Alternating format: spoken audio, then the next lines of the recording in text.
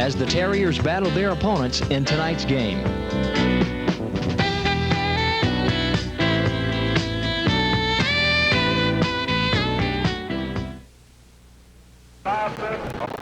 From beautiful Snyder Field, the campus of Wofford College in Spartanburg, South Carolina. Hello again, everybody. I'm Joe Sessoms, along with Coach Jim Norris, speaking on sports, and welcoming you to the third ball game of the 1982 season. Tonight at Snyder Field, the Wofford Terriers play host to the Lenoir-Rhyne Bears that hail from Hickory, North Carolina. This is the 31st meeting between these two teams on the gridiron. There has been a 14-14-2 tie in this 32-year-old series. The first game played back in 1932. Wofford winning that one 16-0. The Terriers won the last meeting 34-19 in 1981. The last Bear victory over Wofford was a 13-10 win in 1979. As a matter of fact, it was the last time that these two schools met on the gridiron here at beautiful Snyder Field. In retrospect to last week, the Wofford Terriers gained the 8th ranking in the NAIA in the United States of America by virtue of the big win over Davidson 54-0. The Terriers rolled up some 414 yards total offense while allowing Davidson only 107 yards in total offense in the 54-0 victory over the Wildcats. Jim Norris, it's quite a setting for tonight's football game. As a matter of fact, Lenoir-Rhyne Bears come into this place tonight sporting one victory and one loss. However, the victory over Fort Benning 28-0 will actually not count in their play records. Of course, last week they opened their regular season against Johnson C. Smith University out of Charlotte, North Carolina, and after 5 turnovers in that ball game, lost a close one 13-10. Tonight, something a little bit different about the Lenoir-Rhyne team that we've seen in years gone by. First, they're going to be running that veer offense as we've seen, but tonight they're going to be starting a freshman quarterback in the likes of Denny Ney. And I wonder, Coach, a freshman quarterback going against a veteran defensive unit such as the Wofford Terriers have, how will that set the stage, and how will that work out for Lenoir-Rhyne? That's going to make it very tough on Lenoir-Rhyne, Joe. They had a senior quarterback returning this year, Tony Grady, who quit school several weeks ago, and they'll really miss him tonight because you got a veteran defense in Wofford, and they've played outstanding football the last 2 weeks. They've got 19 sacks in 2 games, Joe, and they're going to create problems for Lenoir-Rhyne, especially a freshman quarterback. He's going to make his mistakes, as all freshmen do, and I'm sure Coach Van Sant's concerned about it tonight. Okay. Coach, is the color guard now for Wofford College makes their way across from the end zone and out to the 50-yard line. The Norman High School Fighting Cavalier All-State Band will be tonight playing our national anthem. Let's pick it up now with the Norman High School Band.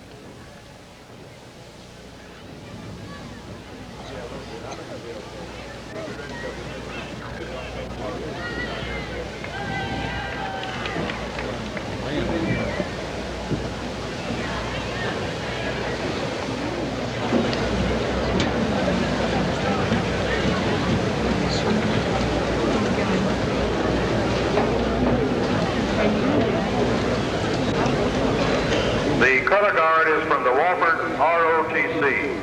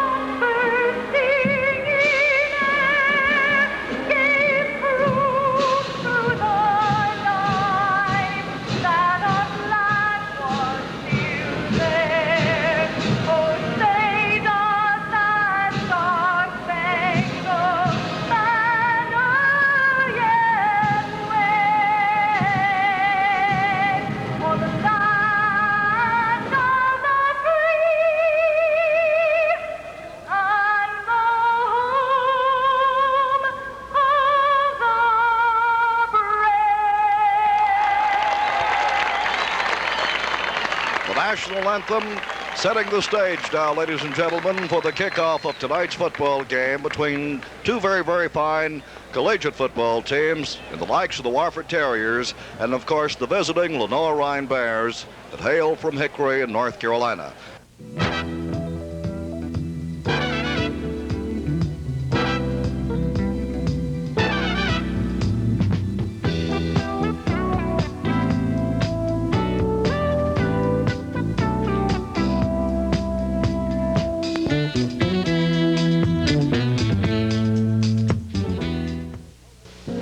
Telecable of Greenville and Spartanburg is your total entertainment place with premium entertainment service. Home box office, Cinemax, Showtime, and ESPN Sports offers you more than 100 feature specials, sports, and family showcase entertainment. Choice is what cable TV is all about. That's why we give you 24 hours of news, children's cultures, video, music, and much, much more. Telecable of Greenville and Spartanburg. Call today for your installation. Here at Quincy's Steakhouses, we believe a great steak deserves a great salad. So we're filling our new salad bar, Quincy's Garden, more fresh fruit and vegetables than ever. So I'm here at the crack of dawn to see that you get garden fresh mushrooms, lettuce, tomatoes, even more fresh fruit in season. When you come to Quincy's, make sure you stop at Quincy's Garden. It's better and fresher than ever. At Quincy's, you get what you pay for, and then some. Come on in, Runner. I'm buying. Ernie's buying? Hardee's must have something special going on. And right now, that special is Hardee's famous chicken filet sandwich, fries, and a large soft drink, all for only $2.49. Why, that's a full meal. And you know that Hardee's chicken filet is the best. A real boneless breast of chicken, tender and juicy, and cooked to a golden brown. So come into Hardee's for lunch or dinner and order our chicken filet combo. You'll love this special meal for only $2.49. From the anchor team of Independent Network News, Bill Jorgensen. The challenge is to keep your eye on the people, the human values. That's the real heart of the news. Whether it's a report we get via satellite out of London or a story out of our Washington bureau, we focus in on the people, sometimes those in the spotlight, sometimes those behind the scenes. That's the real challenge, the real fascination. Monday through Friday at 10 p.m. on TV 16.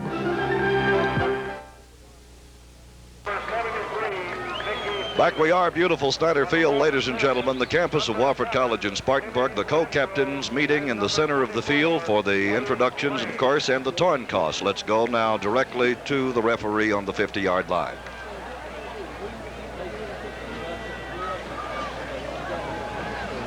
The referee has forgotten to open his mic, but let's see, we'll pick up the action for you. The Wofford Terriers have won the toss, have elected to receive, and of course now will be defending the east goal. The Lenoir-Rhyne Bears kicking off and defending the west goal. Jim Norris, quite a football game, getting set to get underway here tonight. Let's talk a little bit now about the starting offense for the Wofford College Terriers. Tonight we're going to see Bradshaw starting at the quarterback position, Bernard Wilson at the fullback. At the halfbacks tonight will be Tim May, and Wade Lang will be starting at the wing. Split end will be number 2, Ralph Hayes, who is 5'10", 155-pound junior from Spartanburg, South Carolina. The left tackle from College Park, Georgia, 7'9". Lee Davis is 6'2", 260-pound junior. The left guard from Greenville will be number 66, Mitch Stovall, 6'2", 240-pound junior. The center, 59, Jim Hanna from Aiken, South Carolina at 6'0", 240-pound junior. The right guard will be number 67, Jimmy Fowler from Belton, South Carolina, 6'0", 210-pound senior. The right tackle from Charlotte, North Carolina, 6'4", 260-pound junior, Ricky Goodman, number 77. And the tight end again, number 26 from Spartanburg, Arthur Yeck, 6'0", 205-pound junior. And fans, as the Wofford Terriers are now on the west end of the field, getting ready to break through the Big Benner, let us remind you that, of course, the Terriers are ranked 8th in the nation in the NAI this week. The Terriers are among the state leaders in all offense and defensive categories. They're second behind the University of South Carolina with 247.5 yards in team rushing, average 247 yards per game. They're first in passing with 161 yards. They're first in total offense at 404 yards. Buddy Sasser, Coach Jim Norris, has to be happy that now he can see that the offense for sure is on track going into tonight's game. Well, Wofford's morale is at an all-time high, Joe, coming off that big victory last week at Davidson, where they won 54-0. They did everything well. The kicking game was outstanding. Rushing, I think the last two games, the quarterback Bradshaw's thrown better than he did all of last season. Everything's just working well, and they got to play a lot of people last week, and I think it's going to be like the past, Joe. They're going for their 17th straight NAIA victory. I believe they've got a little bit better personnel than Lenoir-Rhyne, but Lenoir-Rhyne seems to get fired up for this team. And it's a good series. It's been a big rivalry over the last 6 years, and the outcome hadn't been decided until the last quarter. So hopefully we'll have a real good ball game tonight. Okay, now as the Wofford Terriers come on to get into kickoff return formation, we'll see that Craig Best and David Menzer and Wade Lang will be deep for the Wofford Terriers. And we would like to update our fans on a little stat here, Jim, that Wofford's offensive line, as we said, in the first couple of games this year, averages 6 feet, 242 yards across the line. There goes the kickoff. Craig Best is waiting for it in the end zone. He'll take it out. He's across the 5, the 10, the 15, up across the 20, and up to the 23-yard line, and he's ridden down by Jim Dickerson from Statesville, North Carolina. As we see the Wofford offensive unit coming to the line of scrimmage in a moment, they're going to average, as we said, 6 feet, 242 pounds. Davidson's defense now much bigger than Gardner Webb, and of course the defense for Lenoir-Rhyne is much bigger than Davidson, and of course Gardner Webb, they're 6'1", 230 pounds in the interior line. Now comes Tim May. He's out across the 25 and up to the 26-yard line. 27 on the defensive stack for Lenoir-Rhyne is from Wadesboro, Georgia, Ernie Brown, 6'1", 200-pound senior. I'm very surprised at Lenoir-Rhyne's size. They're smaller than Wofford. You and I talked about it last week.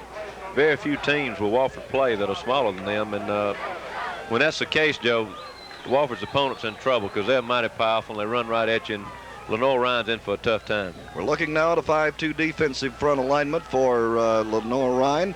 Bradshaw calls the signals. He's in the full house wishbone backfield, rides it off straight ahead. No, now he has on the option keep and is out to the 30-yard line.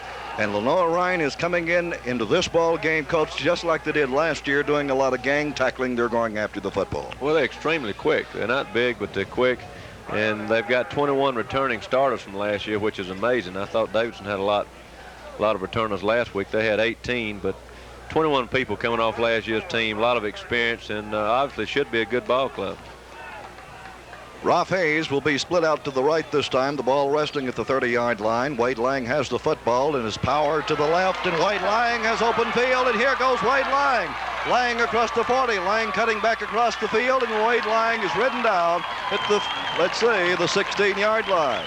And had it not been for the free safety Eddie Frost from Fredericktown, Pennsylvania, Wade Lang would have been in for the score. So there you have it with that misdirection off the left side. Wade Lang really skating down the left side of the field. Yeah, just a simple sweep left. Real good block in by Tim May. He's an all-purpose player. He's the man that sprung Lang loose in. It's just a shame Lang lacks that extra step, Joe, of quickness. He got run down then. You hate to see that. Wade Lang from Plant City, Florida, is a senior at 5'10", 190 pounds. Plant City, Florida native. Straight ahead to the fullback, Wilson. Wilson's inside the 15-yard line, down to the 13. He's going to bring up second down, and let's see, about 7 yards. A pickup of 3 yards, we'll call it. What's that trap play to Bernard Wilson? Remember, he had 125 yards last year, Joe, against Lenoir-Rhyne up in Hickory, his best game of the season. Ran that trap 6 or 7 times last year, and they tried it then. But I think Lenoir-Rhyne's in a little bit different setup on defense than Coach Sasser was expecting. They're loading up inside on the center and the 2 guards. They didn't do that last year. Dickerson, Gunter, and Barry Shulford, along with Wade Barrett, make up the interior defensive line for Lenoir-Rhyne, as Wilson again is on the carry inside the 15-yard line, down, let's see, we'll call it the 12, and number 56 defensively On the stop, Butch Gunter, the middle guard. He hails from Wilmington, North Carolina. He's 6'1", 228-pound junior. Joe, they're in a variation of a 5-2 defense, but instead of putting the tackles on, head up the tackles, they're putting them on the guards and stacking up inside. Third down, 6 yards to go. Bradshaw calls a signal. Sweep left again with Wade Lang, and Lang is going to be back close to the line of scrimmage, maybe gains a yard. Either way, it'll bring up 4th down coming. And there's going to be a very interesting call here, Jim. Well, don't have any choice when 4th and 7, 4th and 8, got to kick the ball. Of course, with a weapon like Harrison, Joe, put him out there, and that's automatic 3 points if he kicks like he's been doing all year. Don Harrison on to attempt a 30-yard field goal with 11 minutes and 25 seconds remaining to play in the first quarter.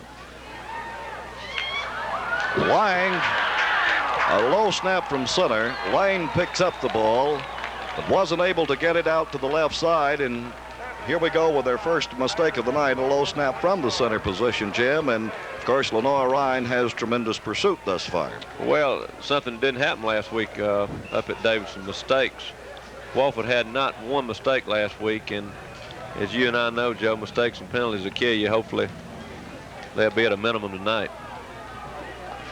Now the young freshman, number 7 from Williamsboro, New Jersey, Denny Nee, 6'4", 195-pound freshman, will start for the Lenoir Rhine Bears out of the I formation. He gives straight ahead to number 5, Glenn Ford. This young man started at the University of Tennessee 2 years ago and now is transferred to Lenoir Rhine, and he has a nice pickup as, of course, they move it out to the 29-yard line. A pickup of about, let's see,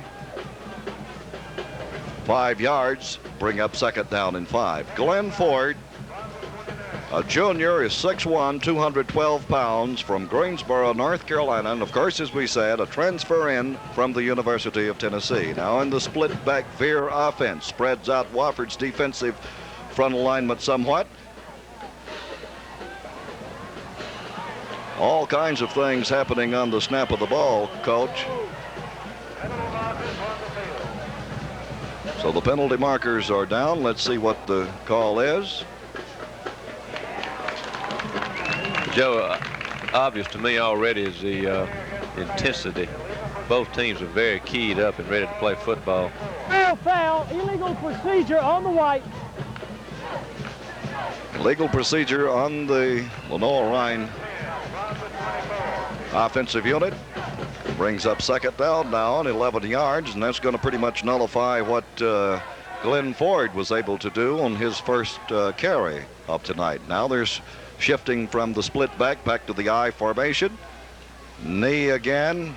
Gives straight ahead to his fullback, Bruce Eichert from Maiden, North Carolina. He's 5'11", 212-pound sophomore. Very impressed with their running backs. They've got some good-looking kids, especially the transfer from University of Tennessee. He was a high school All-American, Joe. Played for Coach Van Zandt in high school. And Coach told me before the game, just very excited about having him with him this year. 3rd down 7, the ball resting at the 28-yard line. 21 yards in from the near side is again Lenoir Rhine comes out of the split backs and goes to the I. And again, Glenn Ford is on the carry, but he's met by a host of the Wofford defensive unit, led by Cecil Clark, the left linebacker from Shelby, North Carolina, who's 6'1", 220-pound sophomore. That this young man had a tremendous ball game last week against Davidson. Joe, looking at the running back here, talking about Ford, he carried the ball 34 times last week, so you'll see him with the ball most of the time tonight. They rely on him. He's a good-looking back. Jim Thick is back to punt now for LR Bears. And David Moore calls for it, and David is still on his feet, and David Moore is setting it up down the left side. There's a flag on the play. David Moore is still on, still running, but there could be a clipping call back alongside the 47-yard line. We'll see. There's another flag also down around the 25-yard line, Jim Norris. 2 flags down. I wonder if they'll nullify each other. No, evidently not. All for naught. Going to bring it back two key mistakes right here in the first quarter. I know Coach Sassett hates to get started off that way. 15-yard mark off against the Terriers.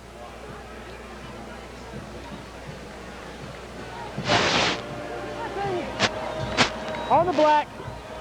First down. What that amounts to, Joe, is about a 55-yard penalty. That's a killer. Yes, indeed. Now for the second offensive series of the night. Wofford takes over, first down from their own 33-yard line. And a 5-2 defensive front this time is Lenore Ryan. Wofford running out of the wishbone. Bradshaw on the option. Bradshaw decides to turn it up himself. Bradshaw is out across the 45 and up to, let's see, the 49-yard line, but there's another flag on the play. So Craig Best, along with number 12 from Lenore Ryan, standing right beside the flag, Derek Latham from Advance, North Carolina. Let's see, it's going to be evidently against the Wofford Terriers. That's a clipping, Joe. Another clipping penalty.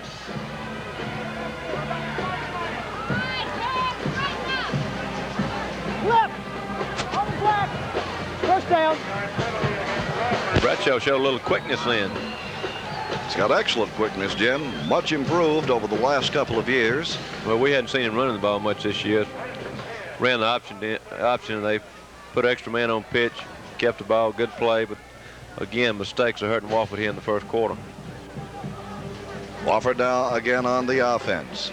Wade Lang has the football. Wade Lang is turning it outside. He's out across the 40 up to the 41-yard line. And before this night is over, that young man by the name of Wade Lang is going to break one for a long one, Jim. Well, he's an all-purpose back. He played quarterback in high school. He throws the ball, runs the ball, good receiver. He had an outstanding year last year, Joe, and he's off to a good start this year. Second down, 2. The ball resting at the 41-yard line. 19 yards in from the far side. 7 minutes, 53 seconds remaining in the first quarter. Bradshaw brings him to the line of scrimmage. Looks over the defensive setup by Lenore Ryan, and he drops back to pass. And number 2, Rolf Hayes, is there. And Rolf Hayes pulls it in. No. He had it momentarily, but let it go. 47 back in the defensive coverage is Frank Serpis, the strong safety from Manassas, Virginia, 5'11", 174-pound sophomore. So brings up third down and 2 yards to go from the 41. Well, Joe, whether or not he catches that ball, it's good to throw a pass early like that because Hayes has got such good speed. Now that cornerback's going to worry about him all night and worry about him getting behind him. Let's go open up some of the shorter routes. Ted Ash is trying to play heads up against Rolf Hayes. Lang on the sweep. And Lang is dropped for a loss at the 40-yard line. It's going to bring up fourth down in a kicking situation. 7 minutes, 26 seconds remaining in the first quarter. Number 10, Ash, drops back deep, along with Derek Latham. And Chris Marshall will be on to punt the football. They look a little bit like us at Dorman High School last night, Joe. They found something over there on the left side. They running more towards the left. Marshall has a long, high kick. He averaged 45.8 yards a punt last week. And number 10, Ted Ash, is dropped down immediately by the Wofford pursuit. And so that will be Jimmy Fowler, 67, that hails from Belton, South Carolina. He's 6 feet, 210-pound senior. Well, he's keeping his average up. That was about a 48, 49-yarder. Gosh, that kid's a good punter, Joe. I read where he was ranked 6th in the nation. I like to see the guys that are punting better than him. 86, Bobby McCall splits out to the left this time. Number 5, Glenn Ford, and Glenn Ford is trying to get it turned down the corner, and here goes Glenn Ford. Holy mackerel, Miss Agnes, inside the 35-yard line to the 32, and that youngster from Greensboro, North Carolina, will show you why he was a starting tailback for the University of Tennessee before transferring in to Lenore Ryan College. Nice pickup and a nice run by Ford. Well, Joe, you don't get to be All-American in high school unless you can make runs like that. He reminds me of the Dorsey kid for Western Carolina. Looks a lot like him, about the same size. Split back veer offense this time. Now they'll shift back to the eye. Have a lot of window dressing, Jim, on their offensive scheme of things. Fullback straight ahead. Bruce Ickard from Maiden, North Carolina. Coach Van Sant went to a new offense this year because of the Ford kid. He ran split backs and ran the Ville last year. But when you got a tailback, a major college running back like him, you've got to get in the ball 30, 35 times a ball game. That's why they went to the I. Second down coming. 7 yards to go. Pickup of 3 on their first offensive play. Shift back to the I again. Ford, the tailback. Have a freshman on the quarterback sneak, and the freshman's inside the 30 to the 27-yard line. Picks up about 4 yards. It's going to bring up third down. And let's see, about 3. A short 3. I'm sure some fans wonder why you run a sneak like that, but they audible a lot at the line, Joe, and quarterback will get up there sometime and he'll see something in the defense, and he'll, instead of running the play that's been called, he'll just keep it. He sees something nobody else sees. Nay calls the signals, gives a head to Eichert. Eichert's inside the 25-yard line, and he's going to be, or his forward progress will be enough to pick up the first down, I do believe. Yes, indeed it is. So, their first down of the night. Let me say this early, Joe.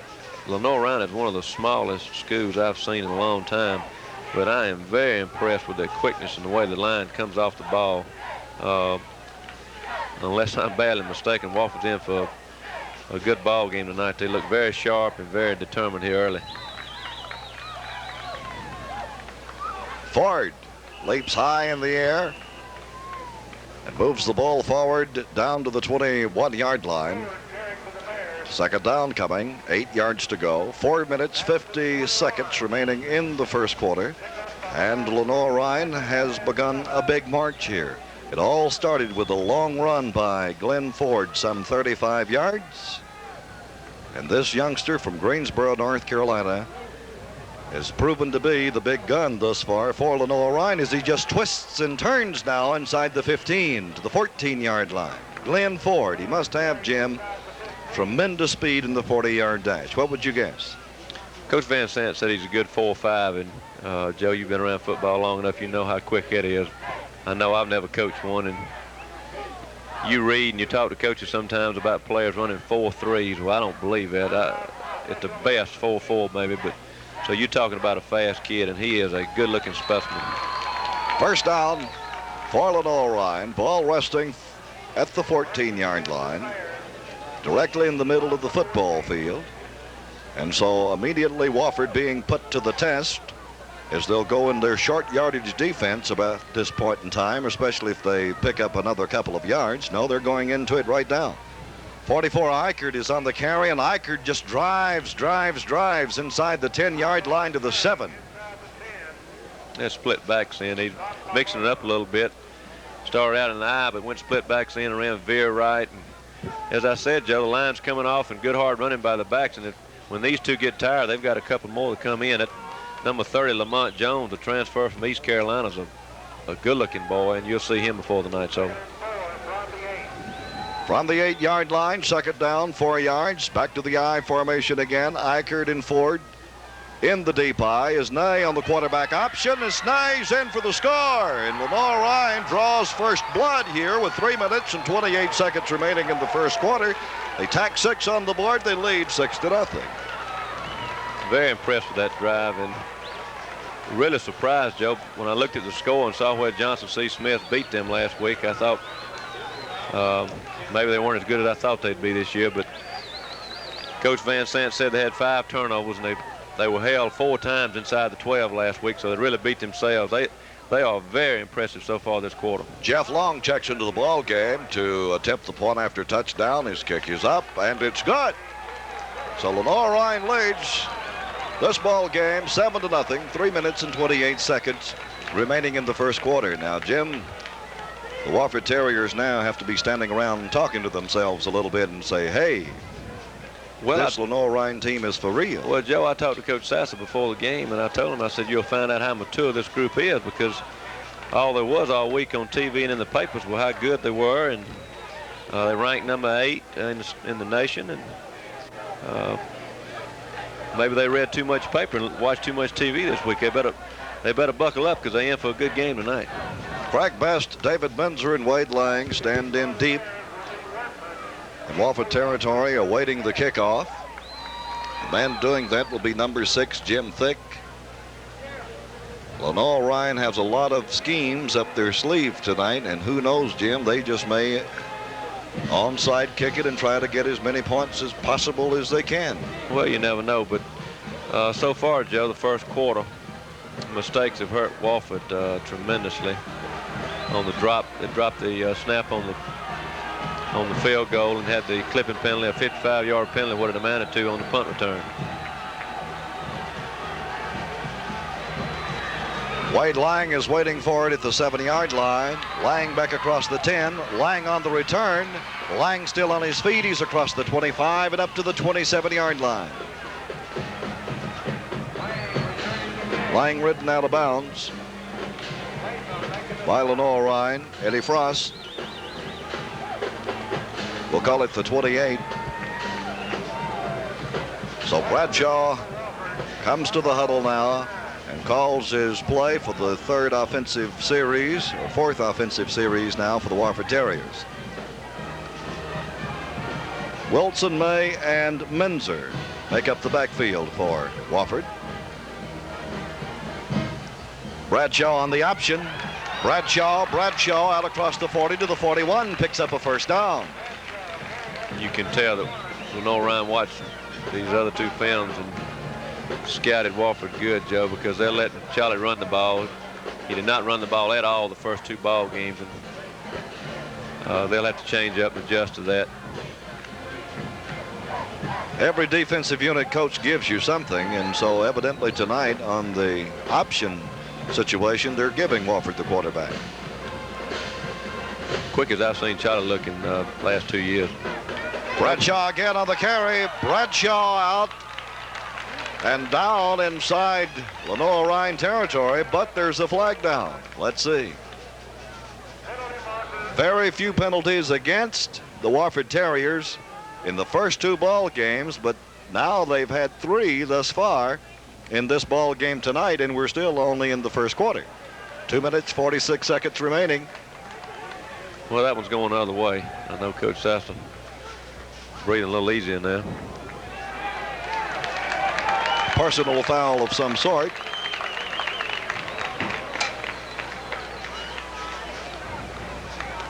Holding on the white. First down. Holding was the call. First down. And Wofford certainly needed to tack on some more to get their offense in gear. Well, Joe, we had a lot of points the first two games. Maybe we're going to have a lot tonight. Of course, last week I said it was going to be a low-scoring game, and Wofford scored 54, so I'm not going to predict anything. Wofford's averaging 42.5 points a game. Bradshaw calls the signals. And Bradshaw's rolling out to the right side. He's being pursued, and he throws to 31 Bernard Wilson at his knees. But, of course, immediately Charlie Bradshaw saw that Ted Ash and Rocky II had Bernard Wilson in double coverage. Rocky who? Two. That's T-E-W. I like that name. You know I'm big on names, Joe. Yo, my favorite name missed a big field goal today. What was his name? Donald Igwe-Buike. I just call him Donald. Donald. Clemson played a great football team today. Boston College. They tied the score 17-17. Clemson Tigers now is 0-1-1 thus far in the 82 season. Bradshaw straight ahead. No, Bradshaw keeps the football, and he's thrown for a loss by 61. Defensive end from Marshville, North Carolina, Wade Barrett, 5'11", 226 pounds. I'll say again, Joe, very quick, very aggressive. I don't remember, maybe you'll tell me different. I just don't remember Lenore Ryan being this aggressive last year. They're really getting after it, and much more quicker than they were last year.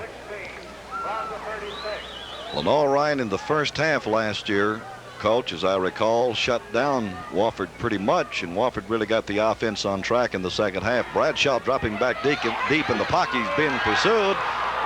Let's see. It is a forward pass, incomplete, brings up fourth down. Now, do you punt from this situation? Or will Don Harrison come on to attempt a field goal here now, Jim? No flags are down. He can definitely kick it that far. I don't think it was a win tonight, Joe.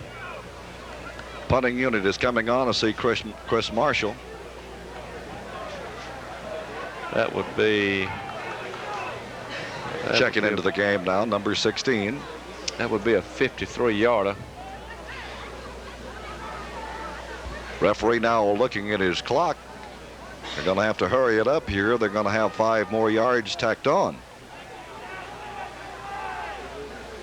I think he did that on purpose, Joe. He'd probably rather be 5 yards further back. Hopefully getting the ball inside the 10, not kicking it in the end zone. I'm sure that was done on purpose. I'm kind of surprised, Joe, they didn't go for a field goal. He can kick it from around 56, 57 yards. You know, he broke the school record 4th down last week with a 50-yarder. He's an outstanding kicker out of Atlanta, Georgia. Steinmeier checks into the ball game. Steinmeier boots a high one.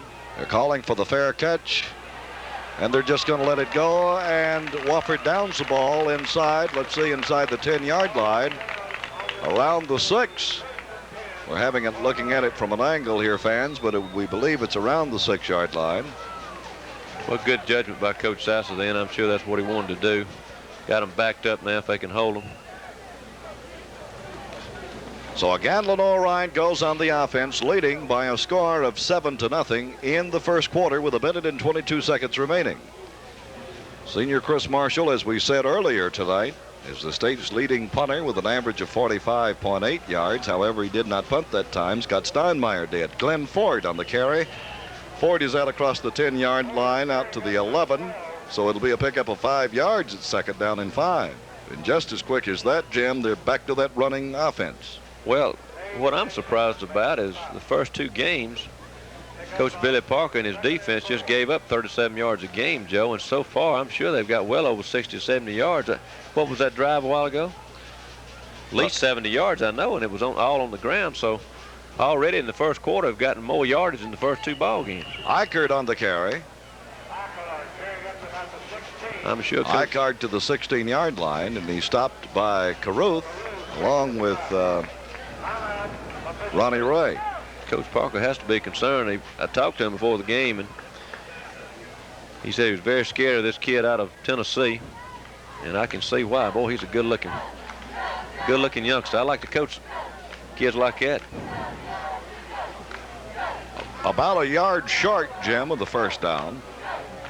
You know, kids like that, Joe, make you a good coach.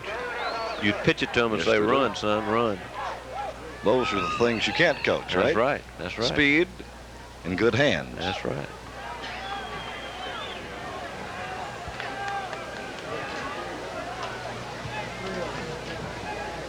Nee, the quarterback, on the quarterback keep, and Nee may have had enough to pick up his first down.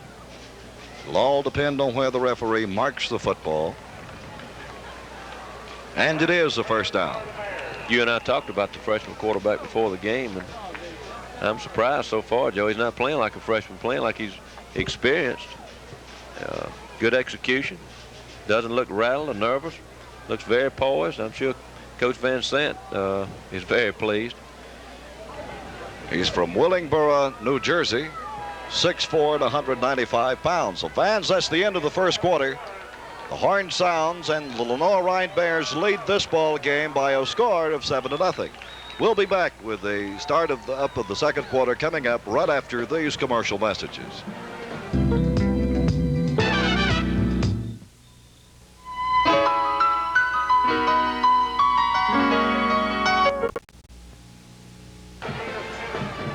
Back we are in beautiful Snyder Field, the campus of Wofford College. Starting up with the second quarter now, fans. In case you've just joined us, the LR Bears lead by a score of 7-0. We've seen good play thus far tonight by Lenore Ryan on the offense. They're led by number 5, Glenn Ford, that hails out of Greensboro, North Carolina. He's a transfer in from the University of Tennessee, where he was a starting tailback for them. Tonight, LR has changed up their offensive scheme of things somewhat. They're going to the eye and the split back veer offense. And straight ahead that time was Bruce Eichert from Maiden, North Carolina, pickup of a couple of yards. 34 yards to be exact. Brings up second down and 6. Ball resting at the 17-yard line, directly in the middle of the football field. You know, we heard so much about the Ford kid, but gosh, that Eichert, number 44, is so quick, Joe. His first 2 or 3 steps, he's wide open, and the line's coming off the ball, and they're creating seams, and right now, Joe, Wofford's having problems on defense.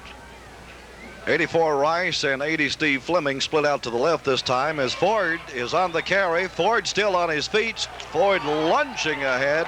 He's out across the 30 and up to the 32-yard line. And little Timmy Renfro, and along with Ronnie Ray, has had their hands full here tonight. Eichert checks out of the ball game and seems as though he's hurt his right ankle, Coach. Well, I don't know if he's hurt that bad. They're certainly not hurting, Joe, because Lamont Jones now, the transfer from East Carolina's in there. They don't lose any speed or strength when he comes in. First down for the LR Bears. 33-yard line as May calls the signals. They shift now to the I formation. Ford on the carry, and Ford's going to be ridden down at the 35. However, he picks up a couple of yards. It's going to bring up second down and 8. Joe, I'd be interested in knowing why the Jones kid left University of Tennessee. I know that program hadn't been up to snuff the last couple of years. I don't know if he was having problems with Coach Majors or what, but I know Coach Majors would hate to lose one like that. Tim Moore checks out of the ball game. Number 53, Tim Moore, checks out of the game. He was down on one knee, and Doc Stober came in to talk with him just a bit. And 56 is hurt too, and of course that's Stacy Day from Orangeburg, South Carolina. Tremendously strong linebacker. You hate to see anybody get hurt, Joe, but more so than in the past, Wofford's got some depth and they can't afford those injuries. I know Coach Sassa hates to see them, but they do have some capable people to put in there for them.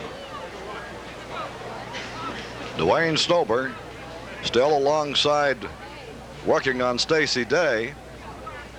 Timmy Renfro over to help Stacy Day get up. And Stacy Day is very gingerly walking off the football field as one of his teammates come in to help him get off. I certainly Stacy is holding his right arm. I hope he's okay. Now he's able to walk just a little better. 13 minutes, 36 seconds remaining in the second quarter, ladies and gentlemen. LR Bears on the offense. They have the ball, second down and 9 from the 35-yard line.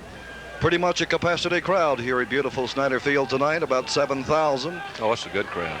Another good crowd. Turned out to see. Well, the students are here now, Joe. Oh, yes.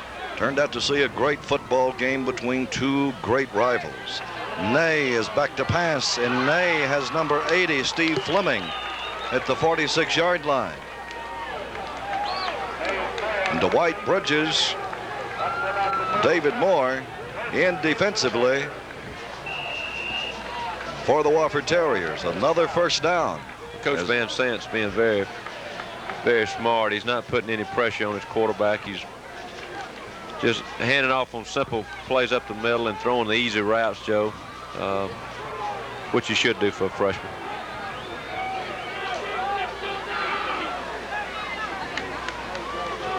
Ney drops back, rolls out to the right, decides to turn it upfield, and he's ridden out of bounds by Dwight Bridges from Heath Springs, South Carolina, a freshman, 6'2", 190 pounds. What did you tell me that Lenore Ryan averaged in that offensive line? What are they, about 220? 6'1" at 227 in their offensive line. And they don't look that. They really don't look that big. Wofford's defensive line is 6'0" at 218. The linemen are short and stocky. They really come off the ball. Wofford's between the tackles now have a large gap in there. Flags are down. Procedure call against Lenore Ryan. It's going to mark off 5 yards. Second down and 15. Ball from resting at the 46. Procedure on the white. Second down. You know, in the past couple of years, Wofford's defense has relied on their quickness. But don't you agree so far that Lenore Ryan's offensive line looks a step quicker than Wofford's defense? Thus far in the ball game. So you'll agree with that?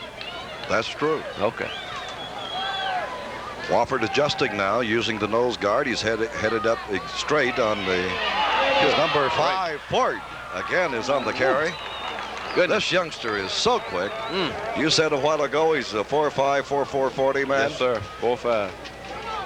And he's out across the 50 and down to the 46-yard line. Well, to any football fan, Joe, he's obviously the best athlete on the field, and he is really a good running back. I can't imagine a small college back being any better. Third down and 3 yards to go. Third and about 2 from the 46. Well, let's put it this way, Joe. In my 11 years of coaching, the only All-American running back I've seen or played against is Carney Norris. He was an All-American, and I believe this kid might be a little bit better. I know he's bigger, and he looks just as quick. The young man you're talking about plays behind Herschel Walker at the University of Georgia. Incidentally, they're having a week off, getting ready for the Gamecocks. Gamecocks tonight playing host to the Blue Devils of Duke at the Cockpit in Columbia. 44, Eichert straight ahead. Eichert is met hard.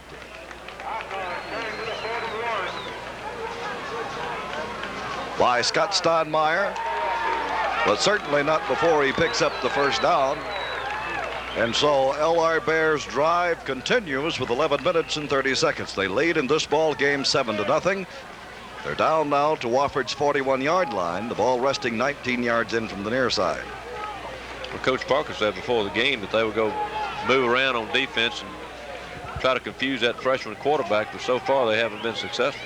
Out of the I formation again. As Ney calls the signals, looking over the Wofford offensive line. And Ney turns it up on the out quarterback option. He's inside the 40, down to the 38-yard line of the Terriers. Well, we'll call it the 37. Give him one more than I said originally. Pick up a 4 yards, second down 6.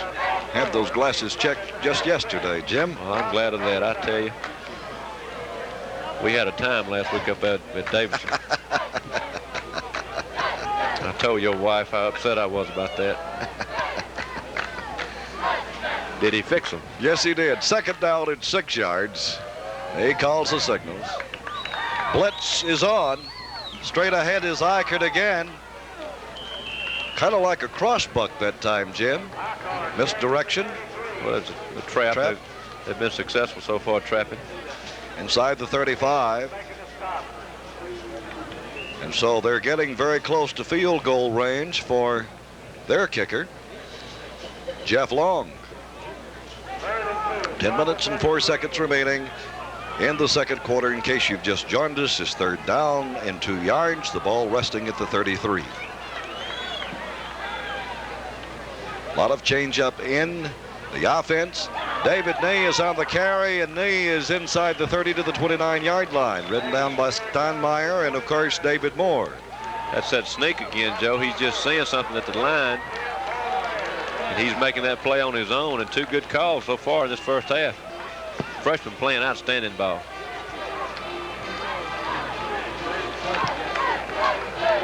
It's just as simple as this, Joe. So far this half, Lenore Ryan getting after it much better and more aggressive, more crisp.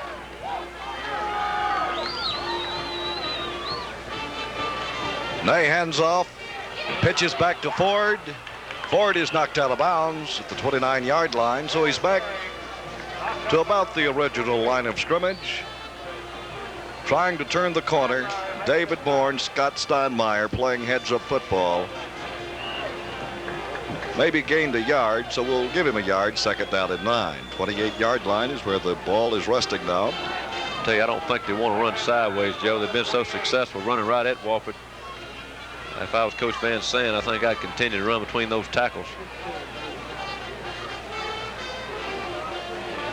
Eichert straight ahead. Eichert finding the big hole, and he's inside Wofford territory down to the 17-yard line. That's what they've got to do. They've done it the whole half. They've got big splits in the line, Joe. 3 or 4 foot splits, and Wofford's going with them. And just frankly, the offensive line is coming off the ball as well as I've seen any small college team in a long time, and they're blocking Wofford's defense. They have some schemes in their offensive line, something like Carson Newman had, splitting out their guards and tackles. Not quite as big, but the biggest I've seen in a while. Look at that split between center and left guard. That's about a 6-7 foot split. On the option as Ney turns it, and he's ridden down, this time by David Moore. I don't understand their thinking there, because they've been so successful running straight at them. Don't run sideways. Wofford is quick, and they're running them down, going from sideline to sideline. Run right at them. 16-yard line, second down, and 8 yards to go. Wofford behind in this ball game with 8 minutes and 15 seconds remaining in the second quarter. 7-0. LR on top. Freshman quarterback David Ney calls the signals. Ney rolls out to his left this time, and he's looking into the corner of the end zone and just overshoots Steve Fleming from Coolamy, North Carolina.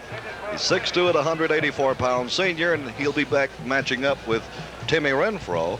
And Timmy, of course, is 5'8", 162-pound senior as well. I've got to question the play calling, Joe. They've moved it all the way down the field, running between the tackles. You know, first they run wide, and they throw on second. They put themselves in a bind. I don't really understand that. Wofford spreading out pretty much with, as you say, with LR's offensive line as they give straight ahead to Ford. No, Ney is on the carry, and the announce crew completely faked out of the ball game. This young man, Ney, is a tremendous quarterback, Jim. No very question smooth about then, it. Joe. Very smooth. A nice bootleg. Picks up 7 yards as a result of that quarterback option keep. Playing very smooth for a freshman.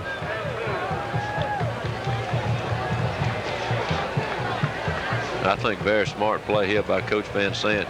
Jeff Long checks into the ball game to attempt a field goal now. 26 yards.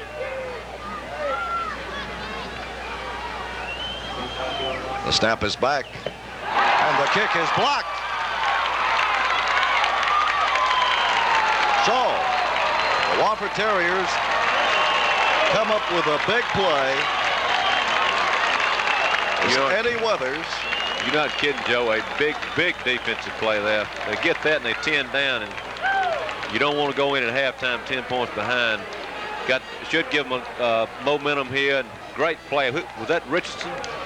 Eddie Weathers, number Eddie 43, Weathers. the right defensive end. He's to scoff up the football. And you're not supposed to be able to block that thing from the outside, Joe. That just shows his quickness. Big play then. Now the Terriers go on offense in the wing bone formation. Bradshaw will be looking at a line that has tremendous pursuit. Bradshaw on the quarterback option. He's out across the 30 up to the 31-yard line. He had his pitch man then. Line up at wing back, came around as a pitch man. He could have got the pitch off. He had something. Boy, I can't tell you how big that play was, Joe. Absolutely. Second down, 7. The ball at the 32-yard line. 19 yards in from the near side. As Bradshaw calls the signals. He's rolling out to his right side. Bradshaw's looking to throw. Looking to Raffes. Threw it just a little short. What brings up third down. Charlie's mad at himself. He had him wide open. Just made a poor throw. You don't see Charlie throw bad often, Joe. One of his few bad throws. He's been very successful here his first 2 ball games throwing the ball, averaging about 150 a game. Third down, 7 coming now. As Hannah leads them to the line of scrimmage. Bradshaw being pursued. Bradshaw rolling out to the right. Bradshaw is looking for Hayes, and he has him. And it'll be a first down for the Wofford Terriers. Out across the 40. And out to, let's see, they'll mark it at the 43-yard line. So a big first down, a key first down for the Wofford Terriers with 7 minutes and 6 seconds remaining in the second quarter. Hey, you got to get the ball to Hayes. He's probably the best athlete on the team, Joe, and he's got the best speed. I think he's 4.6 and 40. Danny Graves checks in now, number 84. He split out to the left side. Bradshaw gives to Tim May, and May turns it up, and he's out to the 45-yard line. Tim May, tremendous running back. Very surprised they haven't used him at all hardly the first half, and he started off and had 2 good ball games against Gardner Webb and Davidson. I tell you, if I had him, Joe, I'd have to let him run it some. He's running like a tank. He's hard to bring down. They'll be keying on that young man. They have all night. Bradshaw back looking again to throw, and he has Ralph Hayes. He has Hayes down now in LR territory at the 43-yard line, and that's another big first down for the Wofford Terriers. So the offense now is on the move with 6 minutes and 24 seconds remaining in the first half. What they're doing there, Joe, is they're splitting Ruff out. They split him out right, and he's running about a 12-yard curl route, and he's just sliding into an open area. Charlie's doing a good job of picking it out. Craig Best splits out left this time. Tim May has the football on a power sweep to the right, and he's down close to the 40-yard line. Little Ryan defense in that well. May's been very successful with that play in previous games. He's just so hard to bring down. Ernie Brown defensively from Waynesboro, Georgia for the LR Bears. 5 minutes, 47 seconds remaining. 7-0 is your score. In case you've just joined us, Lenore Ryan is on top. May picked up a yard, second down and 9. Ball resting at the 41. Bradshaw rolling out, and he's looking for Hayes and overthrows him out of bounds. Number 12, Derek Latham. And Ted Ash covering for the Lenore Ryan Bears. Well, they keep running these 15-yard routes with Hayes. Joe, look for him to go long in a minute. He can really burn it. I'm surprised they hadn't thrown the bomb to him for 6 this year. They tried at the beginning of the ball game. I wonder if we'll see that sweep to the right this time with Tim May. Danny Graves checks into the ball game. Draw play. Tim May is on the carry. May is on his feet. May is still on his feet and inside the 30 and down to the 27-yard line, and things beginning to happen. Well, he makes on the offensive side of the football. He should have been tackled in for a 4-yard gain and made 12 yards. Just great leg strength. Breaks tackles. He picks those legs up. Tremendous running back out of Malden, South Carolina. 5 minutes, 12 seconds remaining in the second quarter. Hayes splits out to the left this time. Wofford in a full house wishbone. Bradshaw will call the signals with a big first down. Bradshaw back looking to throw. Bradshaw throws it out of bounds as Eddie Frost was over in the double coverage. That's the same pass they were so successful on 2 weeks ago. Arthur caught 2 passes. He runs a flag route from that tight end set. You know, he played for Spartan High, played for Bill Carr, one of your favorite high school coaches. Absolutely. Bradshaw to call the signals now. Second down, 10 yards to go. The ball at the 27-yard line. Bradshaw rides it off to the fullback and turns it up on the quarterback option, and he's to the 25-yard line.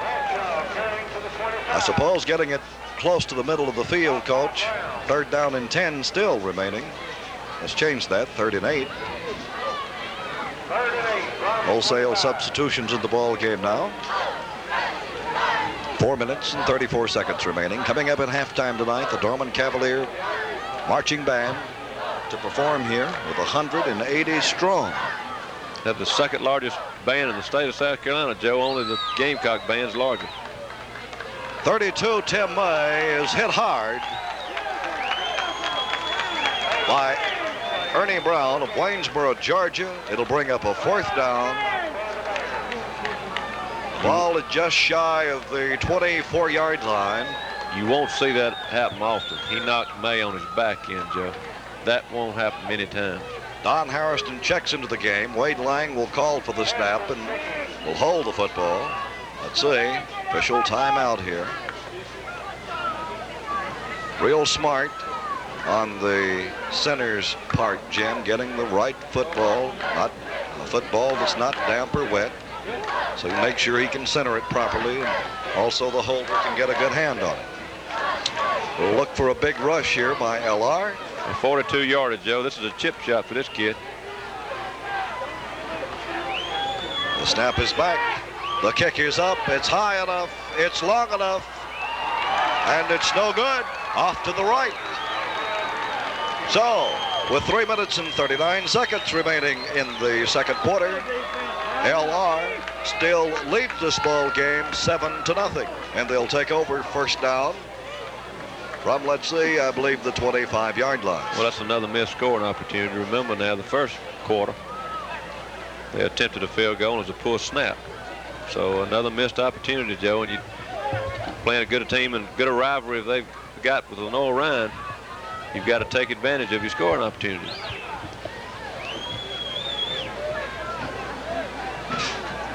David Ney, very successful thus far in the first half of action here at Snyder Field for the LR Bears, and he's going to go on the quarterback count and the quarterback sneak. He's out across the 25 and up to the 26-yard line with 3 minutes and 30 seconds remaining. It didn't work that time. He tried it 2 previous times and had success with it. Wofford's defense making an adjustment. Wofford physically now, fans, is in as good a shape as any football team playing on the field today in college football. As a matter of fact, it seems as though that Lenore Ryan is too, but if they're not, it'll certainly tell on them in the third and fourth quarter. You have to play 4 full quarters of football to beat someone, Jim, no question about it. Ney just dumps it off to Ford, and he does the little stutter step, and Ford's back to the 25-yard line. Ford actually should have been thrown for about a 6-yard loss, but with his quick feet and his little stutter dance, he's able to salvage some of his lost yardage. As a matter of fact, he gains 1. Brings up third down, 9 yards. You're talking about being in shape. It's mighty hot tonight, Joe, and you're right. It's going to tell in the fourth quarter who's in the best shape, because they're really getting after this first half. I'm very impressed with both teams, especially Lenore Ryan and their quickness. Third down, 9 yards to go. Ball resting at the 25-yard line. Wofford has changed up their defensive front somewhat. Ney will be dropping back. Ney is looking out across. David Moore has intercepted the football, and this is going to be a big turning point in this ball game here, Jim, if they can, of course, capitalize on the mistake. The pass intended for Ford, and David Moore steps right in front of it. Well, it's very interesting watching Coach Van Sant right now. He's talking to his freshman quarterback, and that is a freshman mistake, Joe. He should have thrown it away or just eaten it then. He's going to make mistakes like that his first year, and that was a big one then. 26-yard line is where the Wofford Terriers will take over. Pass. May will turn it upfield himself, and May's inside the 15-yard line. He wanted to throw that ball, Joe, and the Yaks, the tight end, didn't get open. And May just made another 10-yard run on his own. Just, gosh, he's tough. Hurt his leg. I hope that's not bad. Looks like his ankle. Yes, it does. This one would be a big loss to the Wofford Terriers if May has, in fact, hurt that left ankle. I ankle. guarantee you they can't afford to lose him. They've got some good running backs, but you don't want to lose to Tim May. Bradshaw on the keep, the 15-yard line. Very important this series, Joe, that Wofford gets some points out of this, whether it be a touchdown or a field goal. They can't let another opportunity get by. Minute 22 seconds remaining in case you've just joined us, fans. Lenore Ryan Bears lead in this ball game 7-0. Second down, 11 yards to go. The ball resting, let's see, at the 16-yard line. 19 yards in from the far side of the playing field. Lenore Rhine Bears came to this place tonight with blood in their eye, Coach Norris. Oh, very much so. They lost the last 2 ball games to Wofford on their own home turf, but they play extremely well here at Snyder Field. As a matter of fact, the last time that Lenore Rhine came to Snyder Field, 79. They beat Wofford 13-10 with 37 seconds remaining on the scoreboard clock. A long pass. I remember it well. And Buddy Sasser fell out. But anyway, that's the way it was. Well, it's a good series, a great rivalry. You would think that Lenore Rhine would be down after the loss to Johnson C. Smith last week, especially having to come down here to Wofford, Wofford being ranked. But obviously, Wofford's ranking fired them up that much more, Joe. Everybody that the Wofford Terriers will play will be geared up to take them on. 34 on the carry for the Wofford Terriers. That's that young kid out of Pendleton. Eddie Maddox. Little Herschel. Little Herschel. That's what they call him. 3rd down coming. Need to get this into the end zone, Jim. Well, they've got to get points here just for momentum, Joe. Going in at half. Be a big letdown if they don't score here. Arthur Yex checks in at the tight end. Bradshaw back to throw. And he throws to Maddox. But the pass is a little underthrown. And so it's incomplete. Brings up 4th down now. So Harrison again will check into the ball game with 51 seconds remaining in the first half. So we very definitely need to put some points on the board at this point in time. Charlie not near as sharp throwing as he has been the last 2 games, Joe. He had Maddox wide open and just underthrew it. They must get some points here, Joe, for momentum going in at half. The snap is back, the kick is up, and it's good. We thought for a moment it was going to be off to the left, but it was a line drive, Jim. Well, it was right through the upright. It was another poor snap. Just a good job by the holder getting it down, and a good job by Harrison getting it through there. So Wofford tacks 3 on the board now. They're behind 7-3 to the Lenore Rhine Bears. 44 seconds remaining in the first half of play. Darrell Himes and Aaron Vinson will be back deep for the Bears of Lenore Rhine. Don Harrison will tee it up at the 40-yard line. Harrison, quite a kicker, had his string of 11 broke tonight, but he missed his. Was he at 11? Did he kick the last 11 out of 11? Goodness.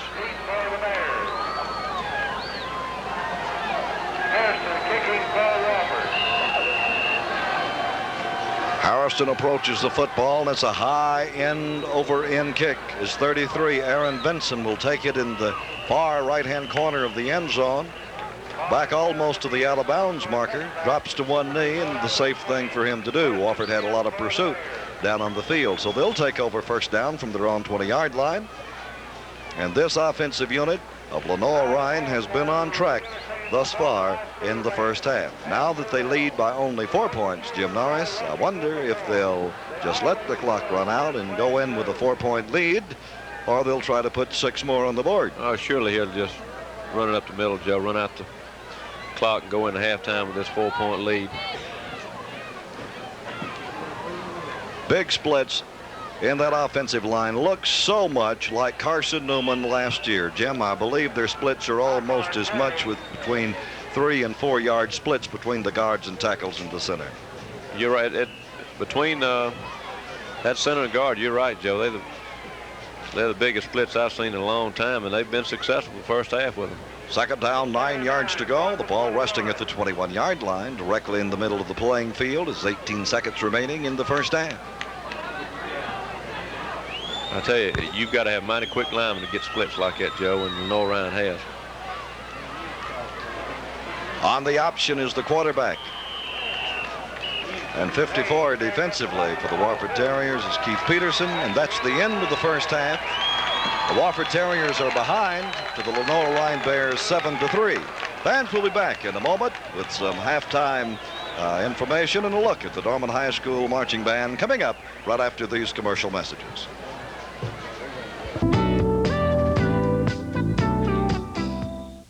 Come on in, runner. I'm buying. Ernie's buying? Hardee's must have something special going on. And right now, that special is Hardee's famous chicken filet sandwich, fries, and a large soft drink, all for only $2.49. Why, that's a full meal. And you know that Hardee's chicken filet is the best. A real boneless breast of chicken, tender and juicy, and cooked to a golden brown. So come into Hardee's for lunch or dinner and order our chicken filet combo. You'll love this special meal for only $2.49. Telecable of Greenville and Spartanburg is your total entertainment place with premium entertainment service. Home Box Office, Cinemax, Showtime, and ESPN Sports offers you more than 100 feature specials, sports, and family showcase entertainment. Choice is what cable TV is all about. That's why we give you 24 hours of news, children's cultures, video, music, and much, much more. Telecable of Greenville and Spartanburg. Call today for your installation. Here at Quincy's Steakhouses, we believe a great steak deserves a great salad. Back we are, beautiful Steiner Field, the campus of Wofford College in Spartanburg. Quite a football game in the first half, ladies and gentlemen. The LR Bears putting on an offensive show tonight. As a matter of fact, they've changed their offense somewhat from last year. And the split back veer offense into a thing they're going with tonight, Jim, is they're opening up the front line with those big wide splits in the offensive line, and is throwing Wofford completely off balance in their defensive front alignment. But of course now, Lenore Ryan leads this ball game 7-3 at the half. On the field tonight, the Paul M. Dorman High School marching band. We're delighted to have the offensive coordinator for the Dorman High School Fighting Cavaliers football team with us tonight. And of course, that's your compadre and man that you work with closely Monday through Friday. And of course, they were talking about Roger Hayes. And I know you guys had a tremendous ball game against Sumter High School last night. A great football team, well coached, but the Cavaliers upset them by a score of 13-12. Jim, you and Roger talk a little bit about the offensive scheme of things at Dorman High School and some of the things you got on track with last night. Well, Joe, Roger and I are just glad to have a job. After the first two ball games, we just didn't put any points on the board, and we were very disappointed. We've got some good football players, and Roger's kid, Herbert Jackson, we moved him to tailback some last night. We got in the eye. We've been in the wishbone for the last 8 years, and because of our problems the first two games, we went to the eye, and Herbert, as I said, did an outstanding job. He had I think 28 carries for 158 yards, and Roger, I know you were proud of him. Yes, we were, Jim. He been playing real good for us this year, and he came out and played two positions last night at fullback and tailback, and he, like Jim said, he had over 150 yards rushing, and we were real pleased with that, with him having to go just about the whole time, running both positions. I know if Joe, if I can get my boy Tony Gillum, and I've told you before, and we've talked about him, he's got potential. Had a good year last year. If we can get him going and get the Martin kid, he's a 4-year quarterback. If we can get him going, I believe we can turn this thing around and have a good year. Oh, well, no question about it. You're going to play some tremendous football teams in the state this year. Roger Hayes and Jim Norris, you'll have to agree that the schedule that you've lined up is probably as tough as anyone plays in the state. As a matter of fact, last night, and of course, right in our viewing area in Columbia is the Sumter High School Ball Club, and they certainly have nothing to be ashamed about. They probably have the two best down linemen and one particular running back that anybody in the state of South Carolina has. You're talking about Sumter? Yes, sir. Oh, yes, the tailback, major college prospect, and they had a defensive back who's a major college prospect. Nothing wrong with Sumter, Joe. We felt like we beat a good football team, and not taking anything away from Burns and Clinton, but probably better than both those teams. So, you know, we're very happy.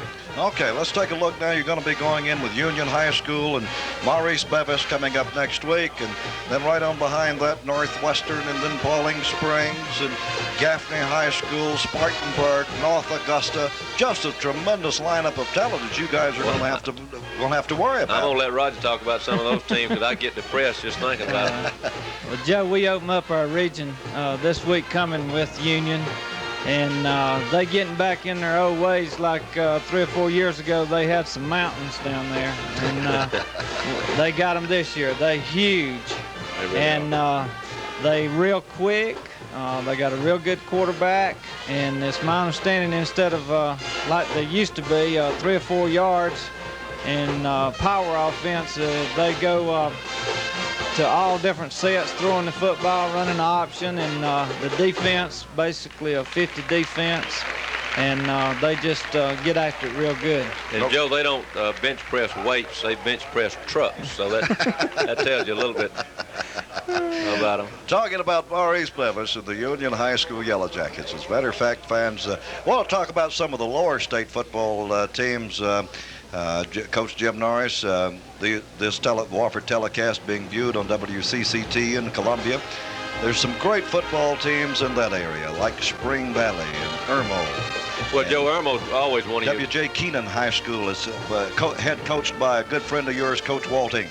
Well, Walt had trouble last night with Bowling Springs. Bowling Springs beat him 6-0, but Walt's off to a good start with a 2-1 record. But talking about Irmo, Joe Turbeville's won so many state championships, and I think we were looking at it the other day. He's played in 7 out of the last 9 state championships, either played for them or won them. He's at Irmo, and they're off to a good start. They're 3-0.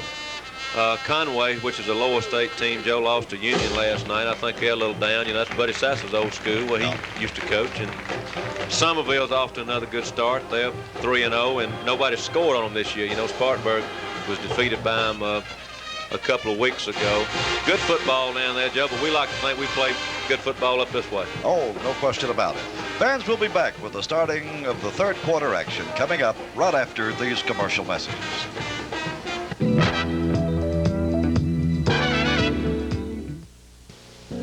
Telecable of Greenville and Spartanburg is your total entertainment place with premium entertainment service. Home box office, Cinemax, Showtime, and ESPN Sports offers you more than 100 feature specials, sports, and family showcase entertainment. Choice is what cable TV is all about. That's why we give you 24 hours of news, children's cultures, video, music, and much, much more. Telecable of Greenville and Spartanburg. Call today for your installation. Come on in, runner. I'm buying. Ernie's buying? Hardee's must have something special going on.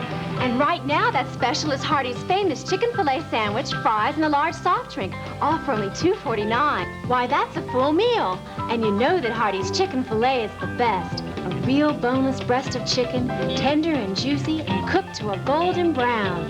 So come into Hardee's for lunch or dinner and order our chicken filet combo. You'll love this special meal for only $2.49.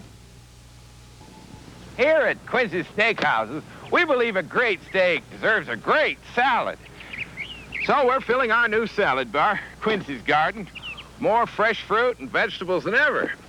So I'm here at the crack of dawn to see that you get garden fresh mushrooms, lettuce, tomatoes, even more fresh fruit in season. When you come to Quincy's, make sure you stop at Quincy's Garden. It's better and fresher than ever. At Quincy's, you get what you pay for, and then some.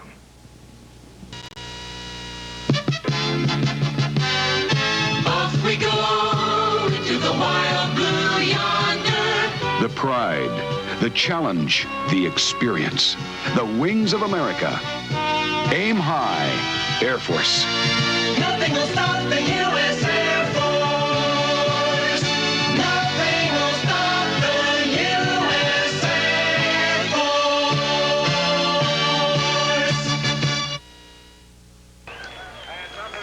Back we are, beautiful Steiner Field, the campus of Wofford College, Spartanburg, South Carolina. Fans, quite a halftime show tonight, put on here by the Norman High School Marching Cavalier Band. And Jim Norris, we now have some stats to take a look at just shortly before we go in for the third quarter kickoff here, or second half kickoff.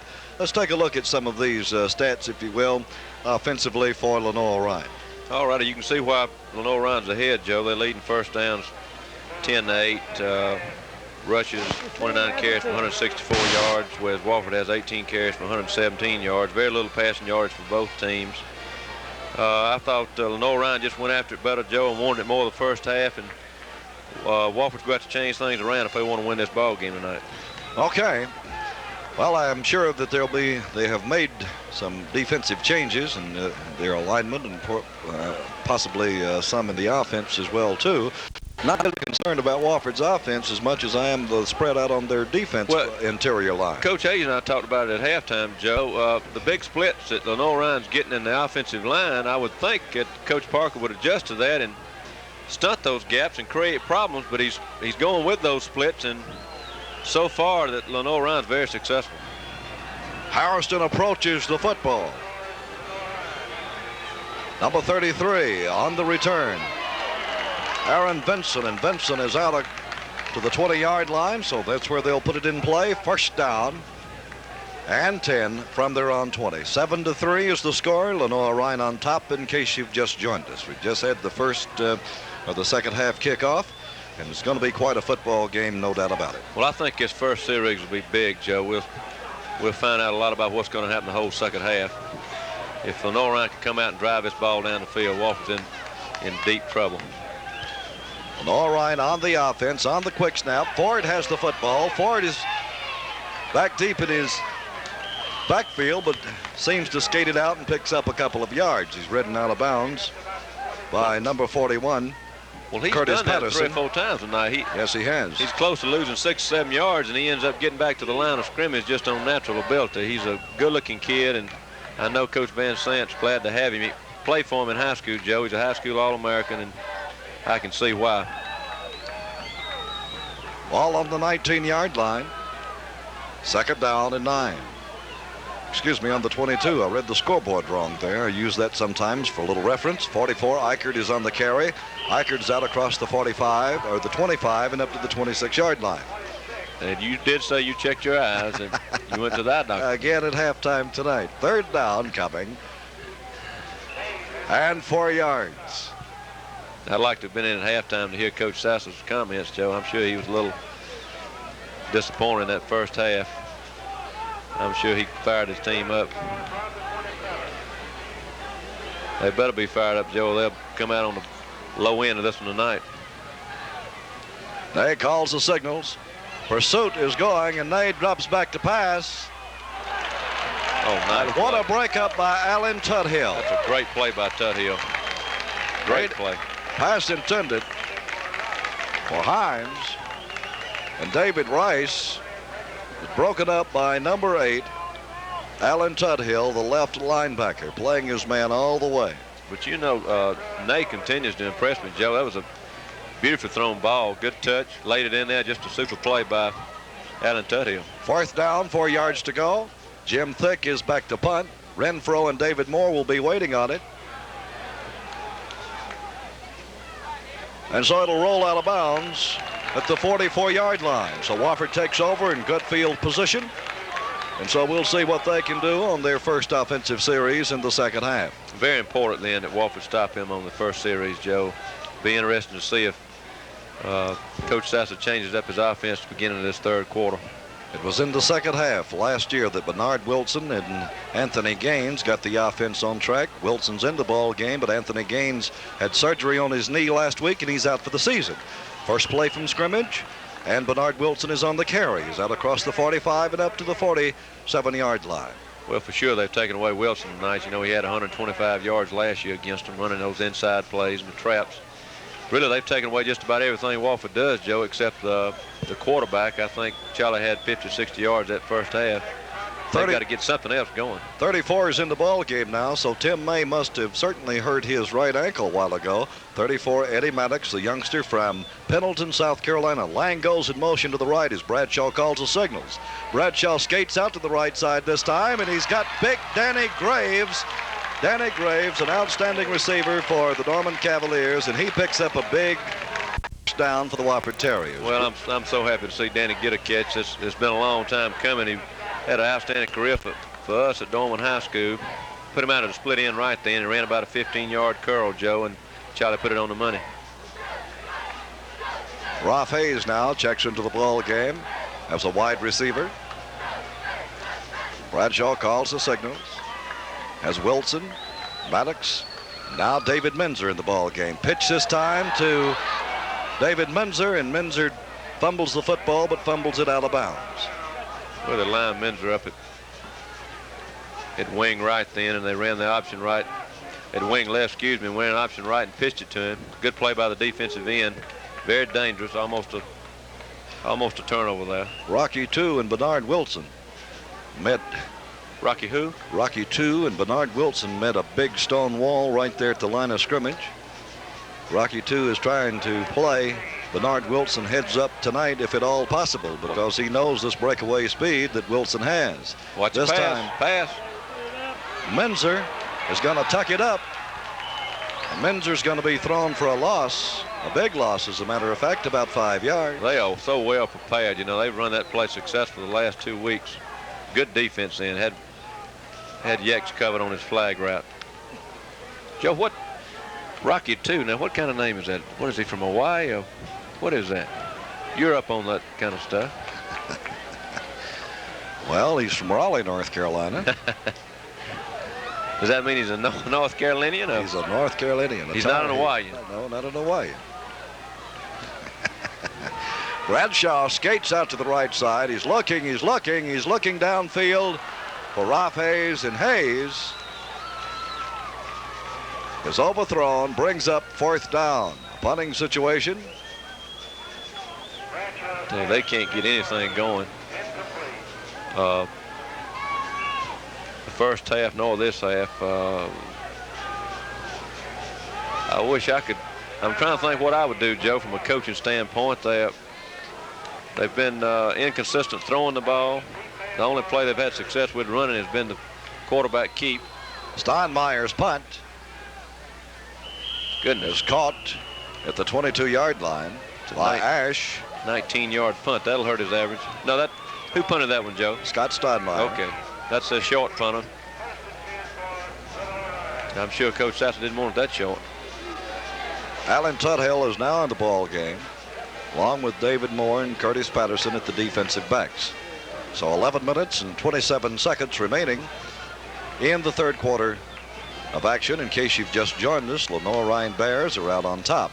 I formation. They're staying pretty much with the eye in the split back veer tonight, as Ford has the football and he's trying to get as much running room as at all possible, but Wofford closes it down with number 56 defensively, Stacy Day. Day was hurt momentarily in the 2nd quarter of the ball game, but he's checked back in now and he seems to be all right. Picks up, however, a couple of yards at 2nd and 8. Whatever they discussed at half, Joe, obviously didn't work that first series. Coach Sasser's got to be concerned. I'm very impressed with how Coach Van Sant is prepared for this game. His defense in Wofford, very good these first 3 quarters. To number 30, the alternate Lamont Jones, a transfer in from another major college over in North Carolina. And he was in for Bruce Eichard at that time. So his 3rd down and a yard. Steve Fleming splits out to the right this time. Bobby Bacall out to the left. And Lamont Jones is met by the forward defensive wall of the Wofford Terriers. And let's see if he picked up the 1st down. I believe he's going to be short. He is going to be short. The punt return team checks in for the Wofford Terriers, and the punting team checks in for LR. Let's see if they set a wall up like they did that 1st quarter. You know, they had that good return. It was called back because of a clip. Jim Thick is a big man. He's 6'6", 226 pounds. Kicking big punter. No shoe. Good. Does he ever more boom this one? As Timmy Renfro is back at his own 20-yard line. Renfro is on his feet and out across the 30 to the 31. So Wofford will take over 1st down.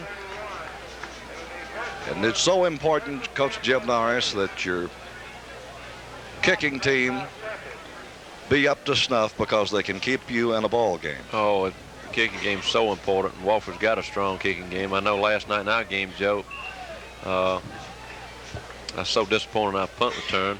Things like that'll get you beat. You can't make mistakes with the kicking game. 1st down. Wade Lang goes in motion. Bradshaw drops back. Draw play to the fullback. This time it was to Eddie Maddox from Pendleton. Eddie gets a little bit of running room, and he's going to be a hard man to handle. Well, it's very simple so far, Joe. Led all rushers last week. Well, Noah Ryan's defensive line is whipping Wofford's offensive line. They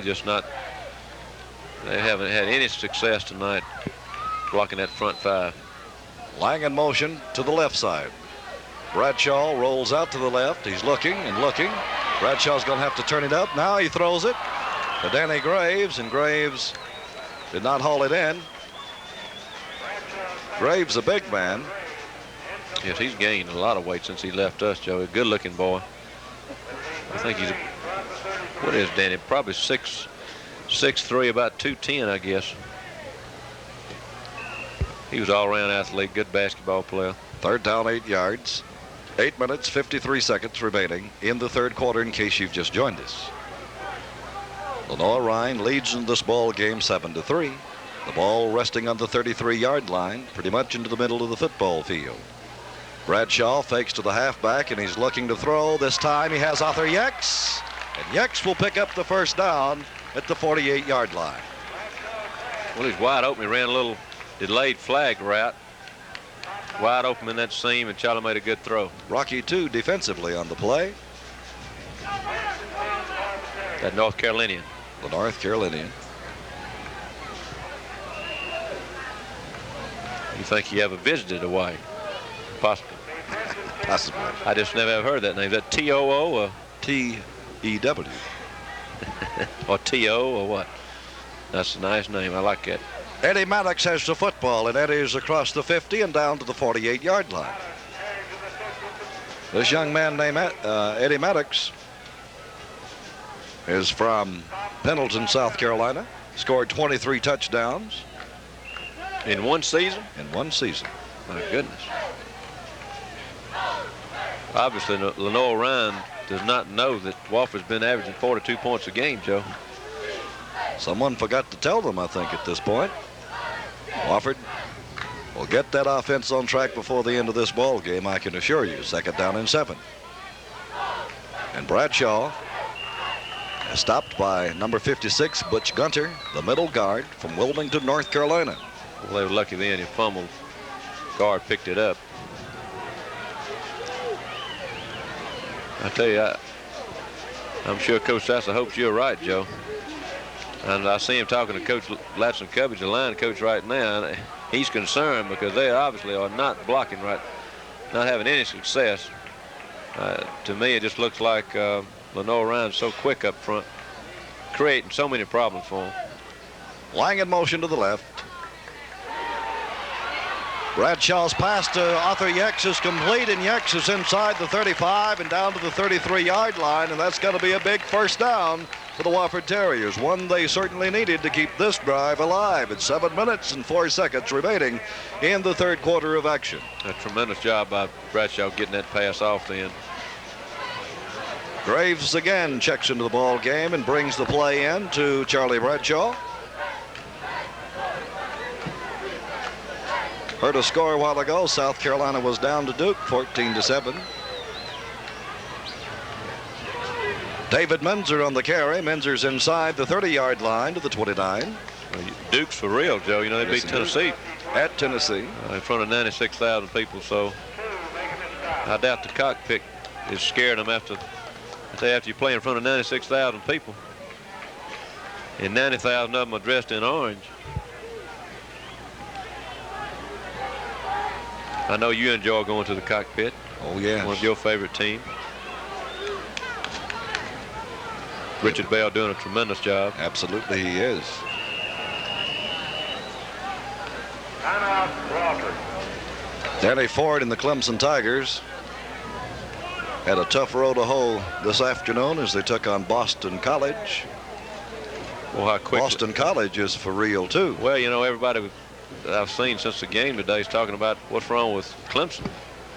I don't know if it's so much what's wrong with Clemson as Boston College has got a good football team. You know, they beat Jackie Sherrill and his Texas A&M crowd, and I was very impressed with Boston College.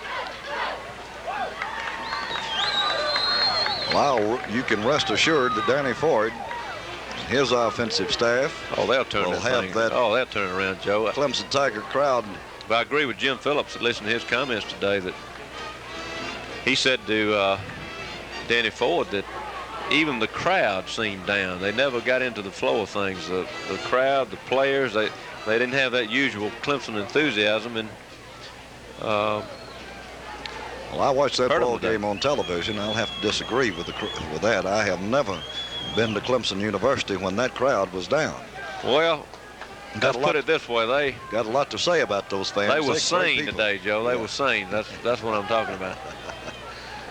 I've gone over there before and pulled for the University of Georgia and got bottles thrown at me. So they weren't throwing bottles today. Tell you one thing: they're a great group of people. Really like those Clemson fans. They're great folks. 24. Wade Lang is on the carry, and he's inside the 25-yard line down to the 24. Misdirection. The offensive line seeming to gel somewhat in the second half. Wofford has been in the Lorraine territory 3 previous times this evening, and they need to make this one really count. And tack 7 on the board. Jim Hanna stands up now, the big center for the Wofford Terriers. He's 6 feet even, 240-pound junior from Aiken. Played football with that big bull called Perry. Oh, goodness. I still have nightmares about that kid. I think about Remington at Nebraska. Talked about William Perry and called him a refrigerator. That's just about right. Perry is a great football player, no doubt about it. Number 9, David Menzer's on the carry. And Menzer's piled up. I don't think they got it. Maybe a little bit short. Let's see.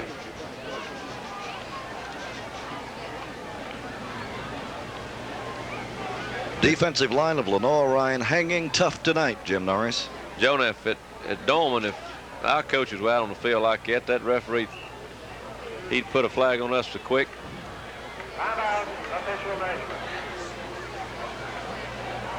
They've called a penalty on us twice this year for not being inside the box on the sideline. First time I've ever had that call on me. Perturbed me. I was not rude, though. Just a bit short. Brings up 4th down and inches. And so let's see what happens. Bradshaw checks back into the ball game again after talking with Coach Buddy Sesser.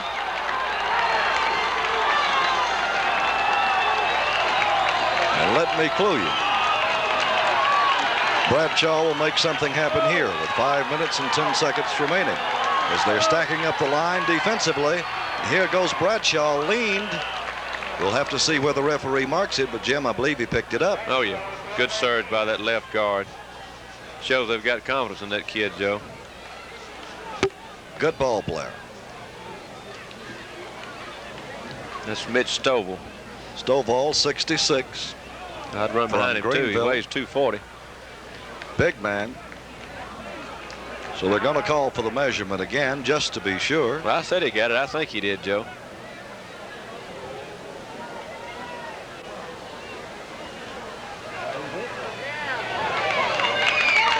First down for the Terriers. Oh, he barely got it. Woo. Goodness.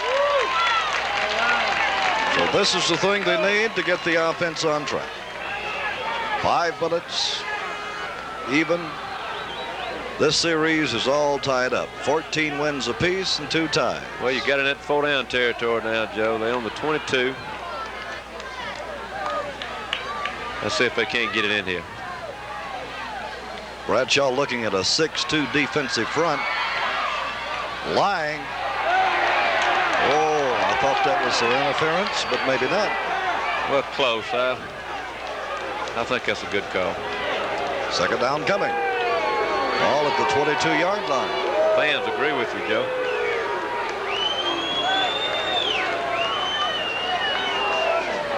Four minutes and 38 seconds remaining. I can't say enough about Lenore Ryan's defense. They are really playing heads-up football and so well prepared. Because you know, Joe, Wofford's got a package, and they can score on you in so many ways. They have very little success tonight. Fumble on the play. Eddie Maddox picks it up, however. and just like all good running backs, had that helmet pointed towards the end zone. Well, they tried a quick pitch right then. Looked like it was a good pitch. You got Maddox, a freshman. Should have caught the ball.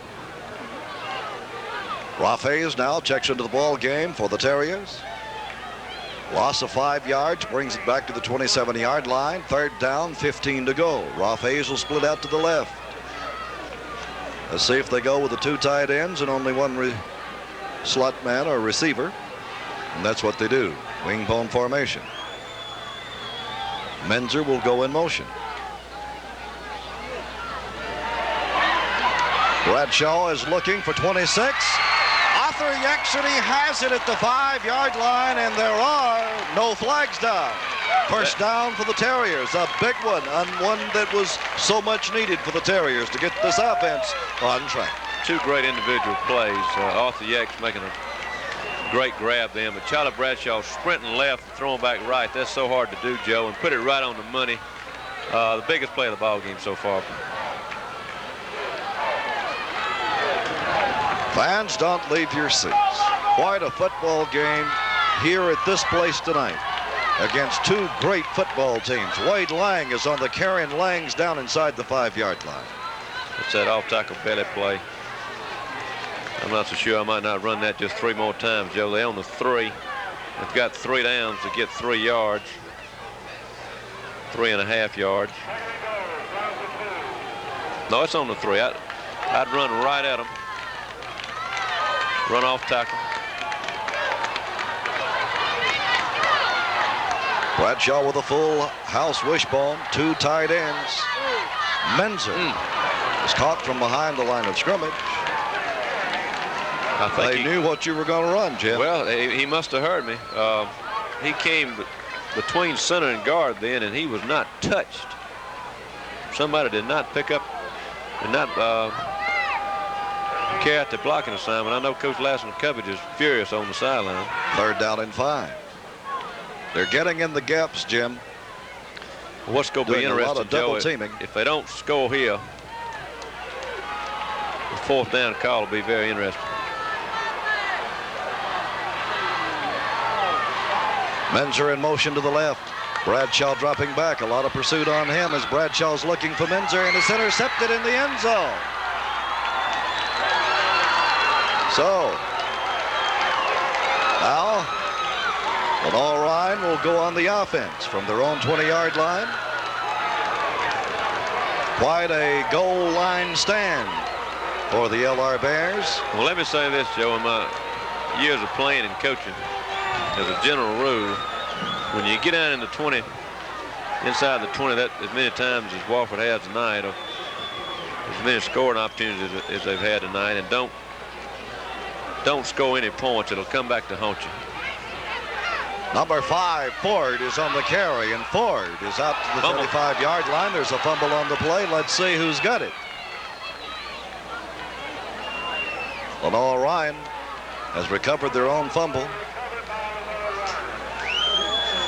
And so things seem to be going in the way of the LR Bears at this particular point in time. 1 minute and 50 seconds remaining in the 3rd quarter. The ball at the 35-yard line, directly in the middle of the football field.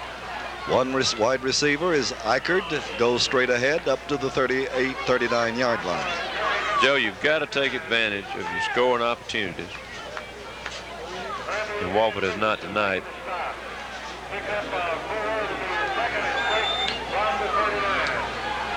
Second down, 6 yards coming.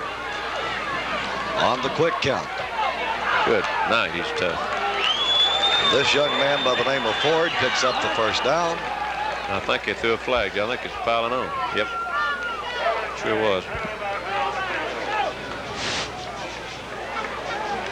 Well, we're having some problems with the referee's mic tonight.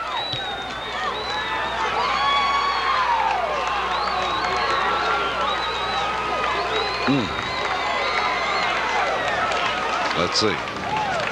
Dead ball foul, personal foul on the black, first down. I know Charlie Bradshaw would like to have that pass back, you know, Joe. He's thrown 3 or 4 bad balls tonight, and I know he's not happy with that one. Fully thrown ball. Good. Ford. Right. My goodness, what a running back, and he meets the big stone wall of the Wofford Terriers. Don't you know Coach Majors hated to lose that kid? Yes, indeed. Boy, he's the best I've seen in a while, Joe. I can't imagine a better small college running back. 35-yard line, second down, and 6 yards to go.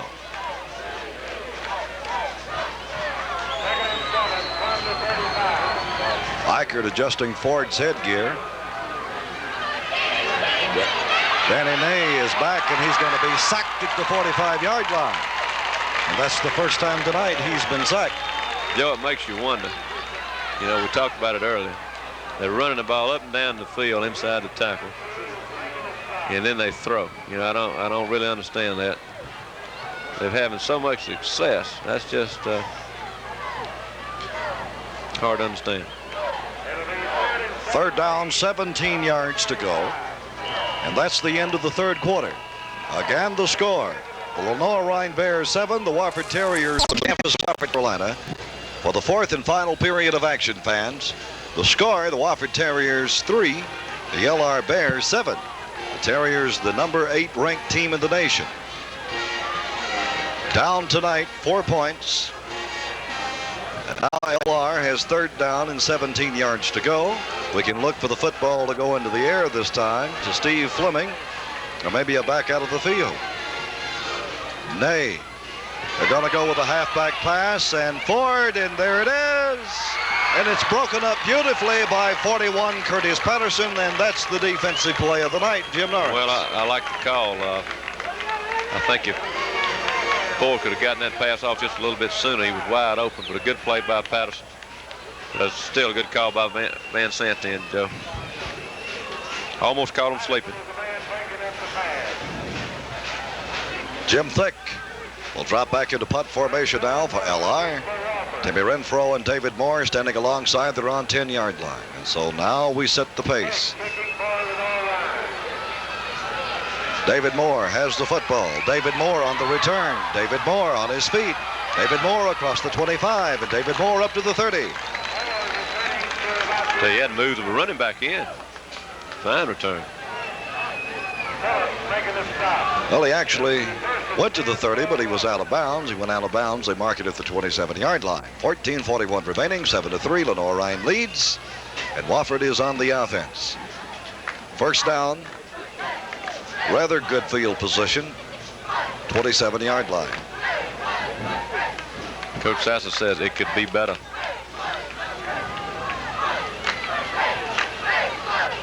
Bradshaw straight ahead to Bernard Wilson. Wilson's out across the 35 and up to the 37-yard line. Well, that's the first time they've had some success with that straight ahead play. You know, Wilson had a great night against him, as I said last year, Joe. How much success tonight. They really need a good drive in that line, come off the ball and really find out what they made out of on this drive here, Joe. Danny Graves checks into the ball game, and coach, you look at size-wise between he and Ash. No going in the middle of that line tonight.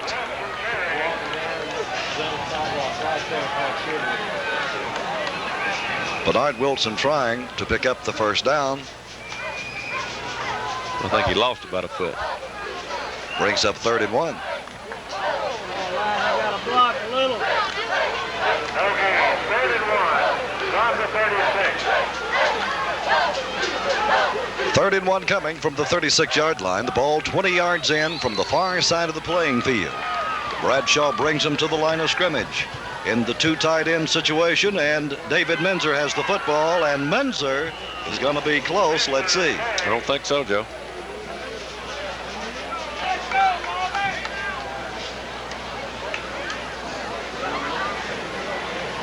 Let's see where they mark the football now. No, that's not close.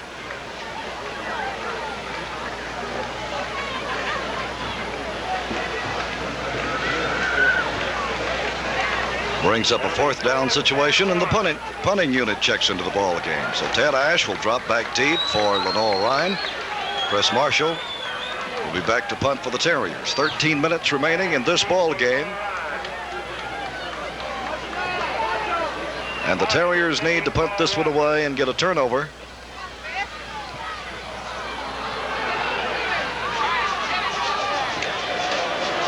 Ash backs away from the football and lets it roll inside the 20 and down to the 17-yard line. So LR starts off rather deep in their own territory. First down. Nothing makes in 39 seconds. I tell you, I coach punt returns, Joe, and nothing makes me madder than let the ball roll. They lost 20 yards, 2 first downs on that by not catching that ball. That's just no sense in that. And no matter how much you preach to them,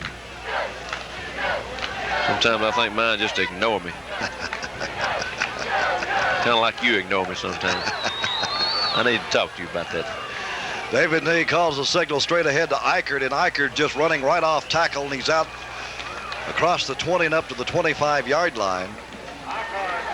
Pickup of 7 yards is going to be 2nd and 3. Very important they get good field position out of this exchange, Joe. If they either create a turnover, get a good punt return, or a short punt. Because if Lenore Ryan continues to play defense the way they are, I just don't see Wofford driving it far. Fullback on the carry. Ford picks up the first down. That was very important in their drive now at this point, rather than having to take a chance to punt the football away and give Wofford good field position.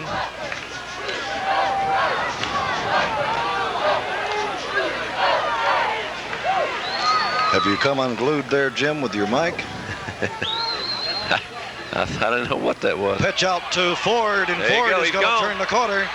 Ford has got a romp going, and Ford's inside Wofford territory, inside the 40 to the 37-yard line. And he's going to stay there for just a little bit. His helmet came loose. First down. And so the Lenore Ryan Bears have another big march going as Ford now checks out the ball game, and Aaron Vinson will check in. Big play then, Joe. Got Wofford backed up. No matter if they don't even score here, they got Wofford backed up, full field position. Benson now running out of the tailback position. Nay fakes the option pitch, turns it up himself, and he's inside the 35 to the 34-yard line. No matter what the outcome, I'm very impressed with Nay, Joe. He's had a fine ball game, executed well. I know Coach Van Sanson's proud of him. Denny Nay is a freshman from Willingboro, New Jersey, as we said earlier. He's 6'4" to 195 pounds, just the right size for a quarterback. Got a promising career ahead of him. 10:37 remaining. Deep in Wofford territory is Vinson. Vinson is on the carry, and Vinson is down to the 30-yard line. They take one running back out, put another one in, Joe. Don't seem like they lose a whole lot. Just as we said earlier, they have got 4 or 5 good-looking kids in that backfield. A real tribute, Jim, to Lenore Ryan's offensive line. They're moving off the ball good tonight. Well, really, Joe, 2 evenly matched teams. Wofford's hurt themselves with turnovers and penalties tonight. Missed 2 or 3 golden opportunities to score. Very evenly matched, don't you think? Absolutely. Just fourth down coming. Just a good old dog fight's all they having out there. They getting after it. Good football. Fourth down coming. What do you call here, Coach? You have 9 minutes and 38 seconds remaining. You've been able to move the football pretty much at will tonight. So do you bring your kicking man in? Try for the field goal, or you go for the first down? I'd give it to that number 5. So there's a timeout for Lenore Ryan. Fans, it's been quite a football game here. As Jim Norris has said, 2 very, very evenly matched football teams. Well, a hard-hitting game, Joe. Some tremendous licks tonight. I'm real concerned about Tim May's situation. We haven't seen him at all in the second half. They can't afford to lose him. They've got some depth at the running back position, but they don't have any Tim Mays, Joe. And they've already lost Anthony Gaines, and that'd really be a big blow to them, especially going down to Charleston next week. And by the way, I'm looking forward to that. It's going to be quite a football game as the Terriers go against the Citadel Bulldogs. You know, they gave Georgia Tech a good game that first half today. Yeah. Played 2 good quarters against them. Georgia Tech rather soundly beat them, though. Well, in the second half. It was 10-7 at half. 4th and a yard. Look for the quarterback sneak. They're in the L.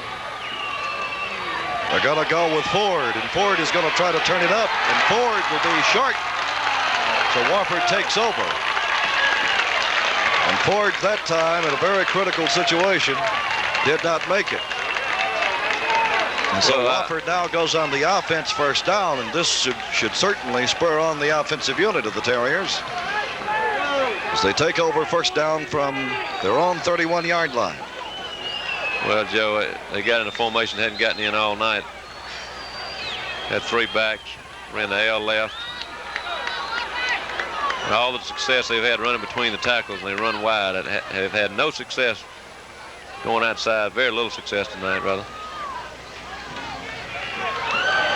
Maddox is on the carry, and Maddox is up across the 30 and out to, let's see, the 34-yard line. And he's going to pick up about 3, so we'll call it 2nd down 7.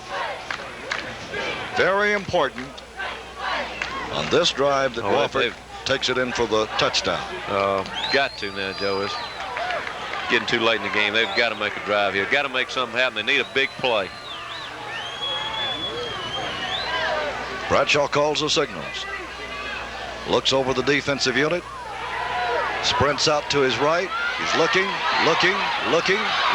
and has number 2, Rolf Hayes, at the 40-yard line. And Rolf Hayes has the uncanny ability of being able to shake loose if he has the time. 77 offensively for the Wofford Terriers, a big man. Ricky Goodman from Charlotte, North Carolina, 260 pounds, shaken up on the play. John Hendricks of Newberry checks in now for the Terriers at the right tackle position in the offensive line. And so now the Terriers are going to have an opportunity to be measured to see whether or not they've picked up the first down. Well, Coach Van Sant disappointed, Joe. You can't give Bradshaw that much time to throw it. About 3 inches short. You tell me that 3. Can you remember the last time that Wofford had so much trouble making these 3rd and short situations? Usually when they get 3rd and short, that's automatic, Joe. Well, not tonight. Not tonight. In the 4th quarter, at Carolina, is 27-17 Duke. Duke ahead of the Gamecocks, 27-17 in the 4th quarter. That's a big ball game tonight. Well, we said Duke was for real. Bradshaw on the quarterback keep, and I believe he's picked up the first down. Got it on second effort. Get the ball, put it down your spot. Okay, measure. Let's take a look at it. Here we go. The referee says measure and put it on the spot. Joe, it's happened with us a lot in the last few years. Noah Ryan getting so much penetration. Wofford's not blocking them off the ball. They're getting in the backfield, and that just can't happen. Like to point out, first down for the Wofford Terriers. Like to point out something to you, Jim, tonight. I don't believe I've said this in any part of the ball game. But something's different on the field of play as far as the officiating goes. All home games at Snyder Field this year for the Wofford Terriers will be ACC officials. Bradshaw back to throw, and he's looking for Rolf Hayes, and he's intercepted by number 10, Ted Ash. And oh my, what a ball game this has turned out to be tonight. Well, Joe, you and I have talked about it before, and I've talked to Coach Sass about it. Ralph Hayes is so fast, and it's hard to throw the bomb to him because Charlie doesn't throw the ball but about 45 yards, Joe. That's his maximum. And he threw it about as far as he could throw it then. He just couldn't get it to Hayes. He was wide open. I won't say wide open. He had a step on the defensive back, but he just couldn't get it to him. Underthrown. Quarterback handed off to number 5, Ford, and Ford did not have much running room, but there's a flag down. Let's check it. Charlie's accurate on that 10 and 15 yarder, Joe, but has a problem with those bombs. Procedure penalty is the call. Second down, 15. Illegal procedure on the white. First. If there is a good thing about interception, Joe, that was just like a punt then. He threw it about 40 yards, so it's not off and off.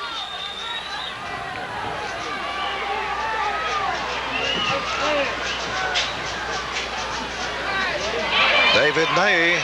Ney is going to be pulled out behind the line of scrimmage, and he loses a couple of more yards. So it's going to bring up second down and 17. They've got to make a big play, Joe, if they've got any chance to win this ball game. Got to make something happen. Well, the Wofford Terriers have plenty of experience. They know what it takes to win. So don't count them out, Joe. I guarantee They're going to do the job before this night's over, I'll assure you. Don't count them out. Nay, straight ahead to Eichert. They're going to have to stop that man, Eichert. Big third down North here. Carolina, a sophomore. Let me talk just a little bit about Lenore Ryan's offensive backfield unit. As you look across the line, well, in their backfield, they have a freshman quarterback, a sophomore fullback, and a junior tailback. They got some good days ahead of them, Joe. I know Coach Van Sant's excited. He's going to lose 3 men out of his offensive line this year, however. Nay pitches out to Ford, and Patterson makes another big play of the night. This youngster is going to have to be the defensive player of the game. Well, when you make an open field tackle on number 5 on Ford like that, Joe, that's a tremendous play. Not many people go do that. Jim Thick checks into the ball game now. Tim Tim Renfro and David Moore will be back deep for the Terriers. Well, if they ever needed a good punt return, they need one now. Thick standing alongside the 15-yard line. Thick takes the snap, and it's an end-over-end kick. This one should be able to be returned as Renfro clip on the play, and oh my, that's going to hurt because Renfro's got open field running. Renfro cuts back. Renfro still on his feet. And all of this is going to be for naught because there was a clip back here at the 27-yard line. Well, Joe, that's 2 great punt returns. 2 great punt returns tonight called back. Gosh. Don't you know, Buddy Sasser's sick. Well, only thing you have to do at this point in time now is take it back inside the 20-yard line. 17 go on the offense. On the black, first down. Just like the first one, Joe, amounted to a 55-yard penalty. You don't think that won't kill you? So we'll see now if Wofford goes to the air. Get their big receivers in. He has Yex and at the left tight end.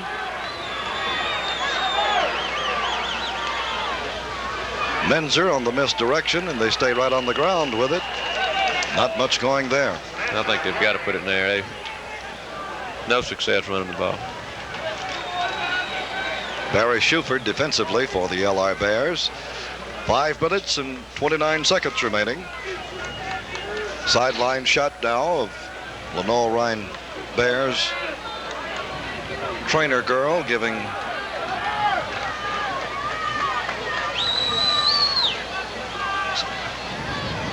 some refreshment to the ball players. Bradshaw's pass almost intercepted by Ken make that Kevin Herndon from Marshville, North Carolina. Third down coming, 3rd and 9. He would have walked in the end zone then. Walked. I think it shocked him. It was almost like Charlie was throwing it to him.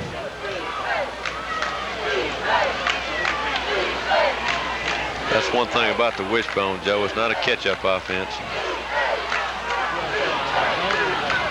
The blitz will be on 3rd and 9. You can count on that. They'll be coming after it. So Bradshaw's going to try to shake loose. And he throws to Lang, and Lang has it. Lang at the 40-yard line. Lang turns it back. He's at the 35. And what a play. No flags on the field. What a pass by Charlie Bradshaw. What a reception by Wade Lang. My goodness, Coach. Well, and they're right back in it. When you think about Wofford making big plays, Joe, who you think about? Wade Lang. Game after game. He did it last year. Good throw. Charlie sprinted right. Lang got behind the man. They back in this thing, Joe. Danny Graves checks into the ball game. You don't think that wasn't a big play? Absolutely. Goodness gracious. They'll put double coverage on this youngster named Graves. Lang trying to turn it outside to get around the corner. And Lang gets back and picks up maybe a yard.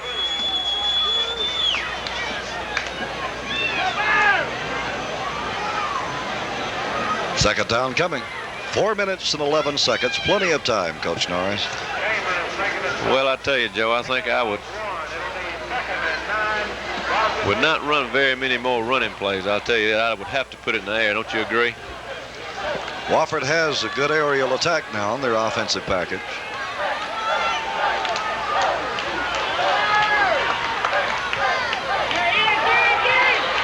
Bradshaw sprinting right, and he has 31 Bernard Wilson inside the 30 to the 27-yard line.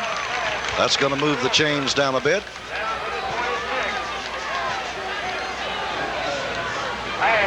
Well, it's going to bring up 3rd down and a couple. Well, they roll out there. He's got good protection, but the thing about it, Joe, he doesn't have but 2 backs running routes there. You've got everybody dropping. It's so easy to cover. I was fixing to say that. Like old Carter Stevens, he's been. Why do you always get the coach? Is that why you make more money? You get coach and nobody brings me anything.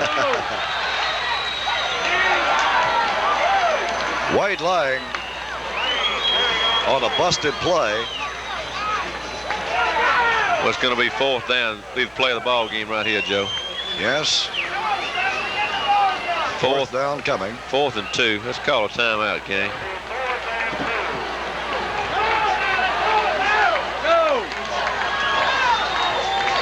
You better hurry up. I don't know if they'll get this off.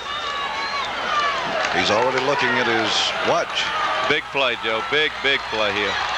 People standing up. He's going for the. Well, Noah Ryan is held, ladies and gentlemen. And oh my.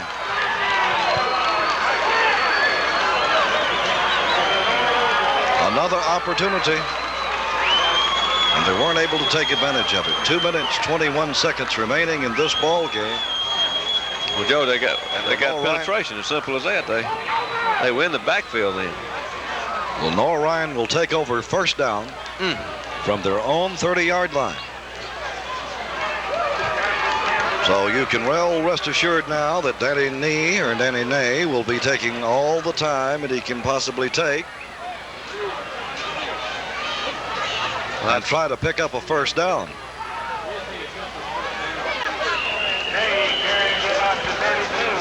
Well, Wofford should get the ball back one more time, Joe, but there's going to be less than a minute, probably, around a minute. That is, if Lenore Ryan does not make a 1st down. I don't even think they'll try, Joe. They might just run the quarterback every time. They don't want to make a turnover down here. Joe, time after time tonight, though, on the 3rd and short, 4th and short, Wofford's not made it. Minute 50 seconds remaining in this ball game as Ney calls the signals, and he's going to Ford. And Ford is going to try to do all he can for him, and he's up to the 35-yard line. Third down coming. 1 minute and 36 seconds remaining. Timeout for the Terriers. So, Joe, like we said earlier, those missed opportunities to score come back to haunt you. 3 times they had chances for field goals. Missed one bad snap. Had a pass intercepted in the end zone. But you've got to give a lot of credit to Lenore Ryan, Joe. They have played some tremendous football tonight. And no matter what happens, no matter what the outcome, nothing but all I can do is commend Coach Van Sant. Just a great preparation for this good Wofford football team. well, Don't get me wrong, though. It's not over. not by a long shot.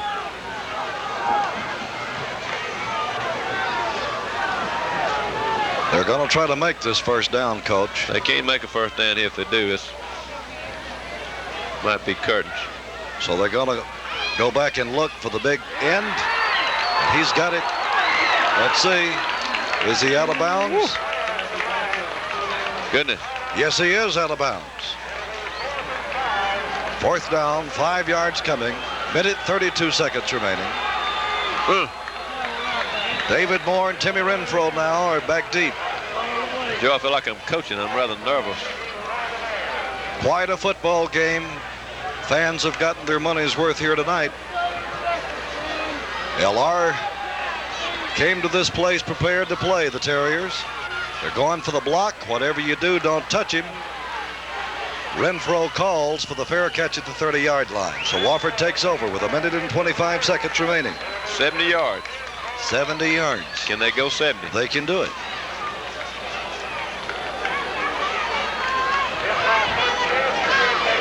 Joe, I'd like to see them spread out a little bit more on offense now instead of that wing bone. There you go. They've got 2 wideouts now. That makes it a little bit tough on the defense. They got double wing. They have 4 men out for the pass, Joe. Pass intended for Wade Lang is incomplete. Second down. Derek Latham right there with him. Second down and 10 from the 30. Joe, I keep thinking something big's going to happen. I just feel it. Well, I certainly hope you're right.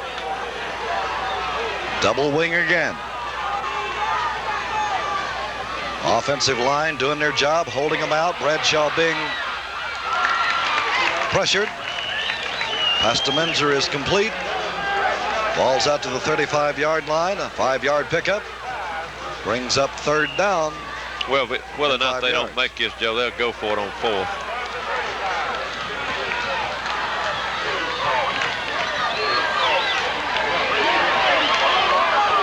Pass to Danny Graves is complete. And Graves is at the 50-yard line. Nice play by Danny. Danny in the clutch. We're playing one of his better games I've seen him play in 2 years. Big catch, big catch. 47 seconds remaining. Bradshaw, a mastermind at this game called football. Going out. Number 12, Derek Latham was right there. So 36 seconds remain in this ball game. Wofford is behind 7-3. So we'll see everything they have in their offensive passing package, I believe, tonight, Coach Norris. Craig Best checks in the ball game with a play from Coach Sasser.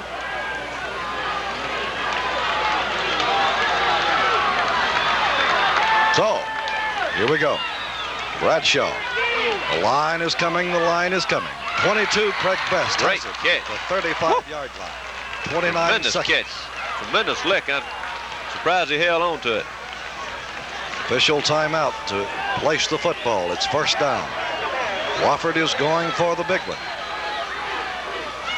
And he throws it in the direction of Craig Best, out of bounds. Stops the clock. Let's see, we're on the 35, Joe. We got 21 seconds to go. My. Second down. What a football game. I wonder how many timeouts Wofford got left. Regardless of what happens here tonight, this is certainly going to prepare Wofford for the Citadel coming up next week in Charleston. Joe, they've thrown that curl route, that 15-yard curl route over the middle twice in this drive. Let's look for that one more time.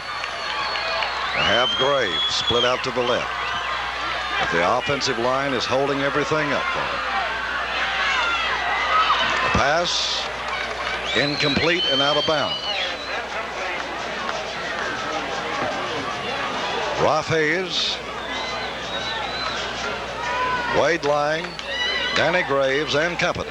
I'll tell you this, Joe, from knowing Charlie Bradshaw over the years and back when he played for Spartanburg High School, he's made some great plays over the years, and I can remember back in high school, he's a competitor. Don't count him out. Absolutely. Menzer comes in motion to the right side. The pass to Wilson is caught. 9 seconds remaining. Timeout is being called by the Terriers. So they're going to have time for maybe 2 more, Jim, with 8 seconds. So you can see everything going to the end zone, if at all possible. I would think so, Joe. We've got, well, it's 4th down. Let's see, 4th down with 8 seconds. Lenore Ryan is smelling upset tonight. Joe, I think you'd have to go for the touchdown here. There's no need trying to get your first down on a down and out. I think you'll see one of those Hail Marys, hopefully tip ball. You got to go back to the missed opportunities, Joe. We talked about it earlier, and I told you I've seen it over the years when I played, and I've coached so long now. When you don't take advantage of those opportunities, it'll, against a good ball club like Lenore Ryan, it'll come back to haunt you, and it certainly has tonight with Wofford. And you look at those two, what it amounted to, 55-yard penalties on the punt returns. That's what it amounted to. Just killers. But no matter what the outcome, Joe, just a hard-fought super ball game. Two very good NAIA schools. So, with what could possibly be the last play of the night, Bradshaw is dropped at the 40-yard line. LR will take over. That should be it. With 3 seconds remaining, there's a flag down. Let's see. Let's see, ladies and gentlemen, just a moment. There is a flag down.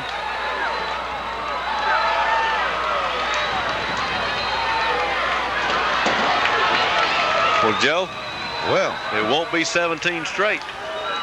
No. It won't be 17 straight. It certainly will not. So let's see what's happened here.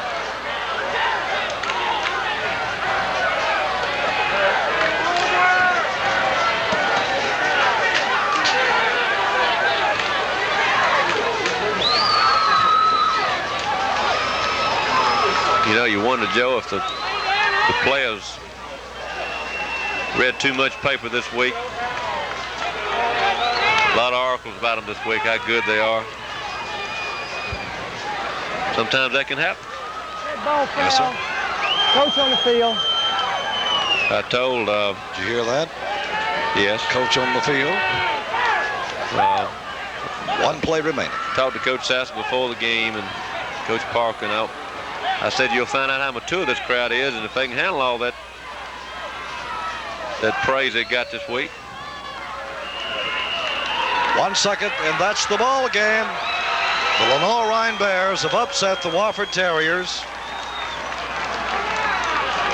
here at Snyder Field tonight by a score of 7-3. And what proved to be a very, very hard-fought football game.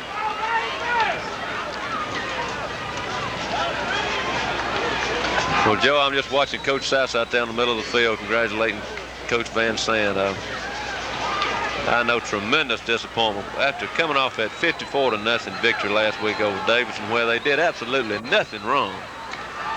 played so well, and then mistakes tonight. And you get hats off to the Wofford defense, Joe. They played great. They didn't give up the 7 points. And look at the tailback. There he is now on the field. So excited. They held him to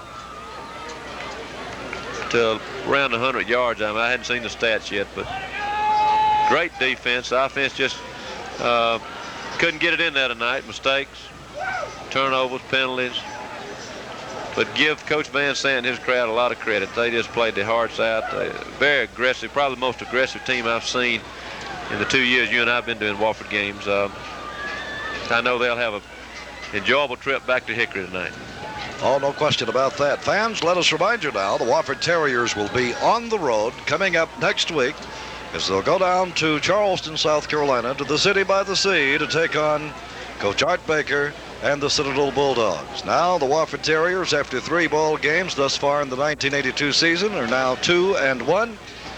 They failed to make it 17 in a row in the NAIA games, and of course they'll have to do their best to get back on track